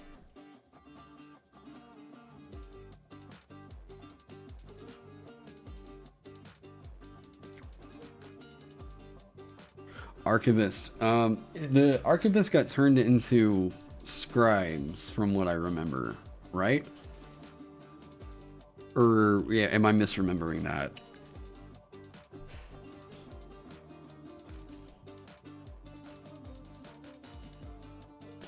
Would I ever rate the subclasses in Solasta Crown of the Magistrate? I've never heard of that before. Okay, so there's a lot going on with this Unearthed Arcana. This was a big project by a guy named Dan. What was his name? Dan Helmick. Who was originally on D&D 4th edition and one of the consultants on D&D 5th edition. This is, it's a video game, turn-based D&D 5e. Wait, what? That's a thing? Hang on. Alright, we'll get to this. Like, this sounded...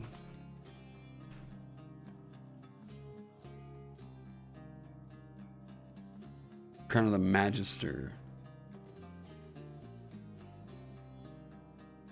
Oh, I saw an advert for this the other day. Wow, 94% of people like this game. That's right, I did see an advert for this.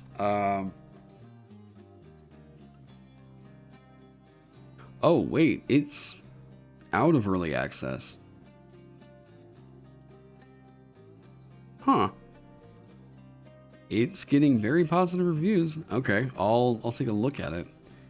D&D with a dash of... D&D with a dash of XCOM. Huh. Yeah, I'll take a look at it. Okay, so... This Unearthed Arcana was an extremely interesting idea. Taking D&D, making it a bit like Shadowrun Starfinder, right? Bringing it into a kind of a cyberpunky kind of a theme. The reason why I think that this one hasn't gotten printed yet is simply because we don't have source material to support it, right? Sure, you might say one of the Magic the Gathering settings might be able to support it. There's a very distinctly, like, information age feel to all this stuff. Like, technologically advanced, futuristic kind of a stuff. That doesn't seem like it fits completely well within, like, the Magic the Gathering settings. I think this is one of the most interesting channel divinities I've seen on any cleric. Starting at 2nd level, you can use your channel divinity, and this is the city domain cleric, which I first saw it and I was like, wait, what? And then I got into it and I was like, oh, I get, okay, the thematic makes sense. You can use your channel divinity to call on the city for aid. As an action, you present your holy symbol, and any city utility within 30 feet of you either works perfectly or shuts down entirely for 1 minute, your choice. Additionally, each hostile creature within 30 feet of you must make a charisma saving throw. On a failed save, the creature is knocked prone or restrained, your choice, by hazards such as entangling wires, high pressure water erupting from fire. This is all flavor, right? This is a really fun channel divinity. Just you could have just said that, like, it shuts off city utilities, and I'd be like, okay, I know exactly, like, so many ways that I can use this in a campaign. A lot more than many of the channel divinities that we see in D&D 5e. Like, Turn Undead is super situational, but when it does happen, it's so good. When that goes off for you, it is so sick. Spirits of the City is like, this is an invitation to figure out all kinds of stuff outside of combat, and then it gives you some combat relevance within this, like, hostile creature getting knocked prone or whatever. So I love this channel divinity just for what it says for the campaign setting, right? Heart of the City. While you're within any city, you gain advantage on a single charisma check, and you're considered proficient in the appropriate skill. You can use this feature a number of times equal to your wisdom modifier, and just kind of a general, you're also a okay face. The on-off cantrip. Find vehicle. Oh, that's great. Haywire. Some of these spells are just so funny. Invisibility to cameras. On off. This cantrip allows you to activate or deactivate any electronic device within range, as long as the device has a clearly defined on or off function that can be easily accessed from the outside of the device. Any device that requires software-based shutdown sequence to activate or deactivate cannot be affected by on-off. This is such a wild whole supplement, but I adore what it's trying to do. Yeah, that's part of why I'm like, all right, I need to wrap this up here in a bit. Bonus proficiencies, you gain proficiency with sidearms and vehicles. There's just so much funny stuff to love in this one. It does psychic damage with its divine strike. Express transit. At 17th level, you can use mass transit routes to transport instantaneously to other points in the city. Starting from a bus loop, train station, subway stop, or other suitable mass transit site within the city, you can teleport to any other similar transit stop within the city as if you had cast teleport. What's cool about this is like you do feel like you're like you are kind of like within the blood system of the city, right? Like you can just teleport to another subway station or what, like, come on, that's pretty cool, right? If I was gonna write a cleric domain that's all about cities, I couldn't write something half this good. I love this idea. This is pretty fun. A lot of ideas I would not have thought about, but I'm all here for it. But I'm mostly thinking about like fantasy setting, like medieval sort of centric settings. All right, so Ghost in the Machine, such a sick name. So what is a Ghost in the Machine? It usually in like coding terms, or well, I say coding terms. Wow, what a Ghost in the Machine is like, there's like a bug, right, in the machine. There's an issue going on that it makes it seem as if like the software itself is like acting on its own. Pretty creepy idea and pretty eldritch for this setting. So brilliant that they used Ghost in the Machine to build the Warlock out. That's so sick. I want to cover this one a little bit more. You made a bargain for power granted by an entity that you believe to be completely digital. Whether it is a rogue AI or the spirit of a deceased hacker, the Ghost in the Machine is capable of feats that defy explanation. So, expanded spell list. The Ghost in the Machine lets you yada yada yada. You gain the on-off cantrip, which we just covered, and the following spells are added to the Warlock spell list. It's going to take me a hot second to go through all these spells. I do remember one that people continuously praise, and that's Synchronicity. Also named, there's a Police album called Ghost in the Machine that has a song in there called Synchronicity. So, where's it at? There we go. Synchronicity, 4th level enchantment. Wow. The creature you touch feels reality subtly shifted to its favor while the spell is in effect. The target isn't inconvenienced by mundane delays of any sort. Traffic lights are always green. There's always a waiting elevator, and a taxi is always around the corner. The target can run at full speed through dense crowds, and attacks of opportunity provoked by the target's movement speed are made with disadvantage. Synchronicity grants advantage to dexterity stealth checks, since the target always finds a handy piece of cover available. Additionally, the target has advantage on all ability checks made to drive a vehicle. In the event that 2 or more creatures under the effect of Synchronicity are attempting to avoid being inconvenienced by each other, the creatures engage in a contested charisma check. This is so funny. I love this spell. It's literally just like things just go right for you. This is fun. I dig this a lot. Warforged for this Warlock. Yeah, there you go. Okay, so what all do you get? You get proficiency with hacking tools. So they also developed a whole other tool for this. Information Surge. At first level, you gain the ability to temporarily render computerized devices inoperable. As an action, you can target a computerized device within 30 feet of you. If the targeted device is held or otherwise actively used by a living creature, that creature must make an intelligence saving throw against your spell save DC. On a failed save, the target device cease to function, yada yada yada. This is my critique that I would have for this right now is just simply that it's all very, very heavily leaning on electronic gadgets, which I agree would make sense in like a, yes, it's the cyberpunk feel, but like there could be other elements of it involved that aren't like, a part with a hacking tool is just Toby Fox. There's other elements that could be involved with this, right? Like, is cyberpunk all entirely about, or if they're not going for cyberpunk in the futuristic setting, is that all entirely going to be about we use electronics, right? I think there's other elements that you can involve with it, like with cyberpunk? What are some big themes of cyberpunk, right?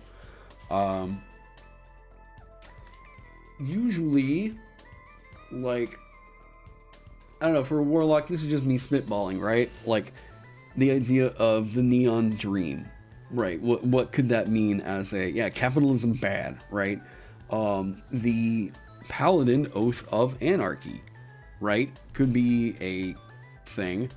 Or of revolution, right? Could totally fit that thematic. Cleric oath of the city, or cleric domain of the city, I dig that. Transhumanism, right? Like, there's a lot of cool ideas that this one was leaning very hard into the idea of futuristic gadgets that I think makes sense, but it would be cool to see them paired alongside some other options like, okay, a fighter, or, okay, this makes a lot more sense if you add the pugilist into your game, but for real, a pugilist makes so much more sense here. Maybe if you want to do a monk, maybe go like the Zenyatta kind of feel, where like you're an enhanced cyborg, and I'm talking Overwatch Zenyatta, you know, an enhanced cyborg that can control, like, through the use of key points, separate, well, there I am leaning into the electronic side of it, right? You know, honestly, I wonder if a cyborg would make sense as, like, an entire class path you could go down, or just as, like, a fighter archetype or something. Rogue feels like the place where you'd really want the hacker. Yeah, Rogue really feels like the place where you'd want a hacker. I love the idea of Ghost in the Machine for a warlock. I do. I think that some of it can embody, like, more ideas of chaos, right? What would you do for Druid, right? Sorcerer of the Android Blood. Yeah, what could you really do with a sorcerer in this thematic, or a druid in this thematic, right? Druid Circle of the City, I guess.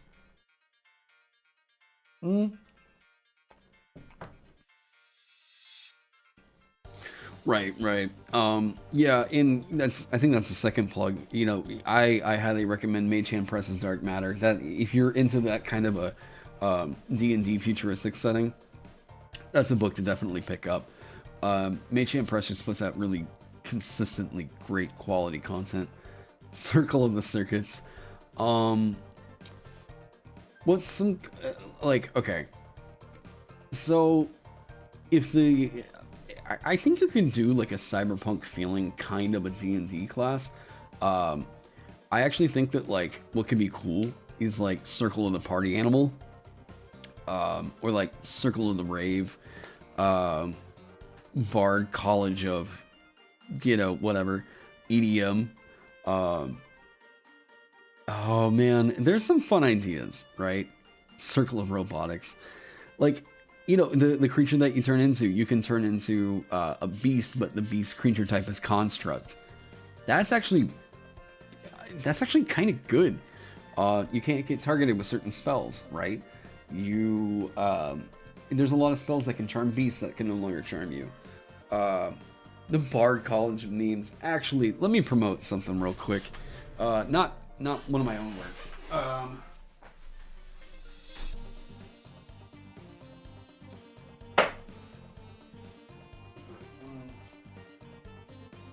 Okay.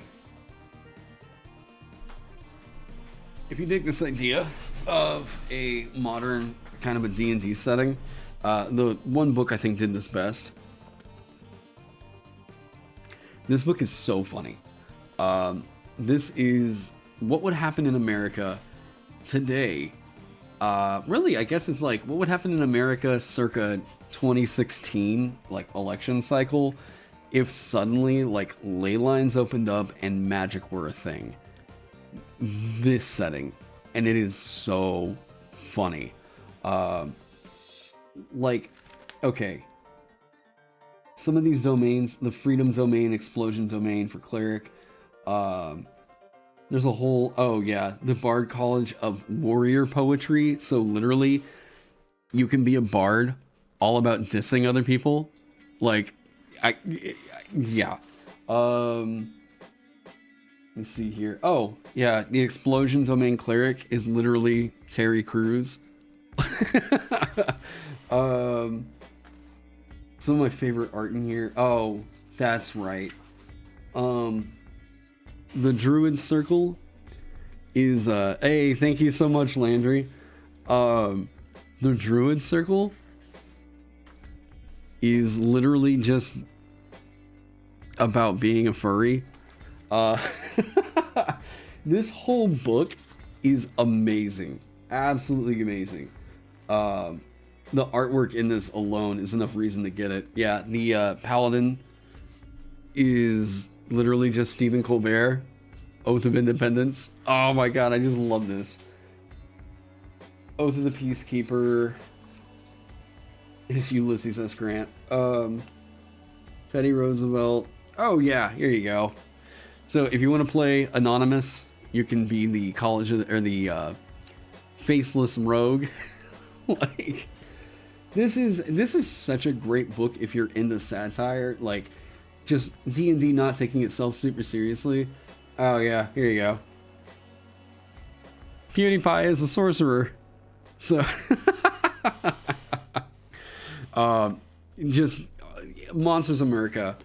This book is brilliant. If you like the idea of like what would happen instead of in Fallout, it was magic instead of nukes. Like, yes, it is for 5e.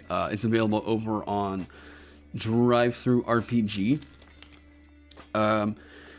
Very, very highly suggest. The guys at Action Fiction are actually super, super generous. I had a problem with my first order where I'll show you guys.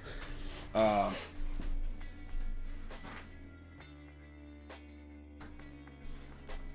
didn't do this to the book. I'll say that much. Drive-Thru RPG and the DM's Guild have got to figure out their shipping. Mine was not as bad as some of the other ones I've seen, but like I've had books with the complete cover torn off, and it all has to do with like their shipping and printing stuff. But that one was creased, and I was like, you know, guys, I really want to plan a review at some point of doing this book because I love it so much, but the copy I got is bent, and I'm sure you don't want that showing up in the video. So they just sent me out of pocket, like sent me a version of it, and I was like, dude, you guys rock. And yeah, so that's one that I actually plan on. I'll do a giveaway at some point because I love that book so much. It's so funny. So funny. Okay. So a lot of this is leaning super hard into electronics, right? So this is not a setting that I'm used to writing for, but I can see how in a modern setting some of this stuff would be super, super useful, right? I think that, like, if I was to say, we're really kind of curious about why this didn't make it in, right?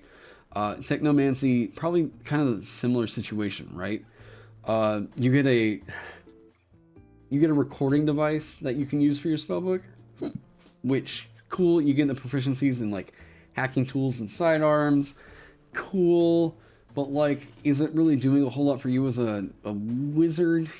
Yeah. Program spell.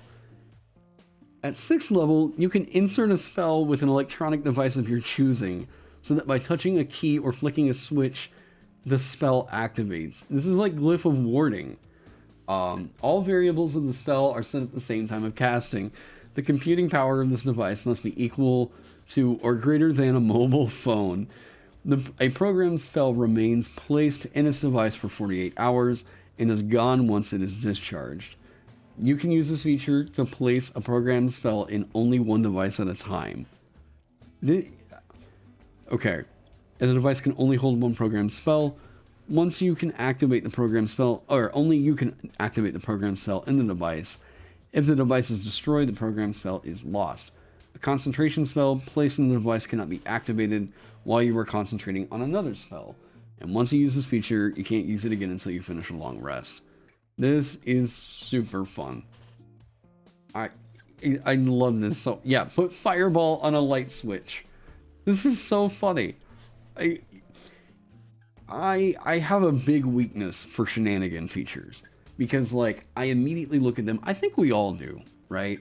We look at a feature like this, and it's just like you can immediately think of like 800 scenarios where you're like, oh, what? And you just immediately want to go and start shit in the campaign, right? I love this feature. This is a really, really well constructed feature. Like, again, it's kind of hard as somebody that designs mostly for classic fantasy. I just look at this as if we're looking in the real world, right? It feels almost... Wait, it must be as complicated as a mobile phone. Equal to or greater than a mobile phone. Okay. So would you say that a car is like that? Because you can just fireball a car? Yeah. There's unfortunately no barbarian in here, but if you want to talk about one that could be super, super cool for a theme like this, well, okay, let me say this. Because of the thematics of, like, or the themes that happen in Cyberpunk, a genetically modified barbarian could be pretty sick. Possibly, like, and so there's a build that you can do in Fallout. It's just like the party barb, right? Where the whole shtick with that barb is you overload yourself on chems, and the whole time through the game you're just using you're using melee weapons, and you're just like drug-addled mind. You're out there like frenzying on people, right? I almost think that I think that's one of the ones that I would look at and think like, you know, put a content warning in your book, but you might be able to play with the idea of like the party drug barb. Like, that's pretty ridiculous. The Path of the Hustle. I'm not sure what that would be. But yeah, so totally just inspired by like just funny Fallout builds. Online casting. You can cast spells through the internet. How stupid funny is this? Like, oh my god. Oh, but Rage is a mech suit. See, there's so many fun ideas that you can do with this theme. And I like what's happening here.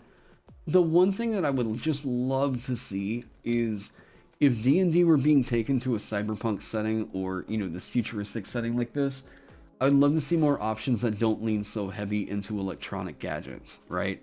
Options that are like, what are fighters going to be like here?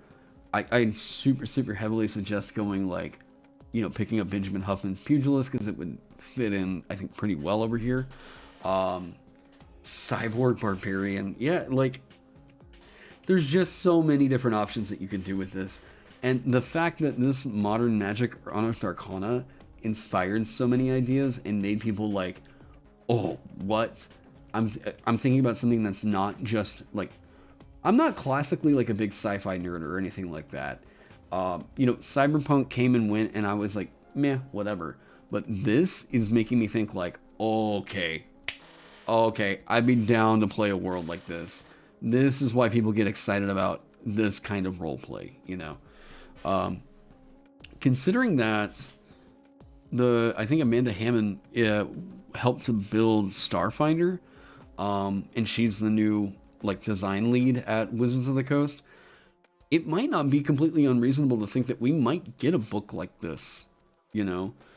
Do I think that this is going to get reprinted, or do I think that this is going to get printed in any of the conventional books that we see? No, absolutely not. But it would be very cool to see Wizards of the Coast take some of the like wacky options like this and make a modern set, like how do you run D&D in a modern setting book. I think that'd be super cool. I hope to see it. Yeah, this is an Unearthed Arcana that a lot of people look back on and they think, oh man, this was so cool. Why didn't we ever see this? Like, you know, whatever. There just wasn't really a product that was planned for this. So, yeah, this is out in 2015. This is the oldest one I think we've looked at so far. But lots of different options. If you want to run a modern campaign setting, you can absolutely do it with that. I would just like to see some other options. I think one for okay, I think if you're doing, and correct me, chat, I don't know, let me know what you think. I think that if you're going to do a campaign setting like this, or if you're going to be introducing options like this, if you're going to completely change the timeline, you need to include at least 2 subclasses for every class. Because otherwise it's just going to feel like some people are going to feel a bit out of time. I can easily see you throwing in even like Graviturgy Wizard or what's the time? Chronergy, Graviturgy or Chronergy into this setting, and it would feel pretty, you know, on point. But like, I don't know. It's a matter of like flavor, right? And maybe that was part of why these didn't get any kind of an official print, is because there just wasn't really a whole lot of other support for it, in the form of other character options. So, yeah, and Artificer's a pretty easy slide in for something like this. I think you can make an Artificer subclass without any problems. But then that eats up the territory of technology, technomancy. I don't know. Lean heavier into this. This is so funny. You being able to fireball people from the internet. This is... They struck gold with us on Unearthed Arcana. They really did. And it's just kind of sitting on the... Yeah, money left sitting on the table right now. But yeah. Okay. That's been 4 hours. City Slicker Ranger. This is the perfect place to throw in that, like, bounty hunter ranger, right? Conspiracy theory bard. Yeah. Oh, really? Oh, that'd be cool to check out, actually. Okay. So, this has been a fun one. I've been streaming now for 4 hours. I got buddies in town that I need to go see, kind of hang out with up at Shuffles. So, I'm going to go play some board games with them. Thank you all so much for popping in for this 3,000 subscriber live stream. Thank you all so much for subscribing, doing all the stuff. Check out some of my work over on the Dungeon Masters Guild. If you like my, I'm gonna take my shot of Twilight Cleric. If you like my form of analysis, check out some of my other videos. Check out some of my products over on the DM's Guild. Check out my Patreon, all that stuff. It's all down in the link below. Anyways, gonna go take care of my throat, hang out with some people. Thank all my Patreon sponsors. Thank you all so much. Yeah, I'm gonna keep at it. Anyways, you all have a great night. I hope you all are staying safe, staying healthy, and I can't wait to see you in the next one.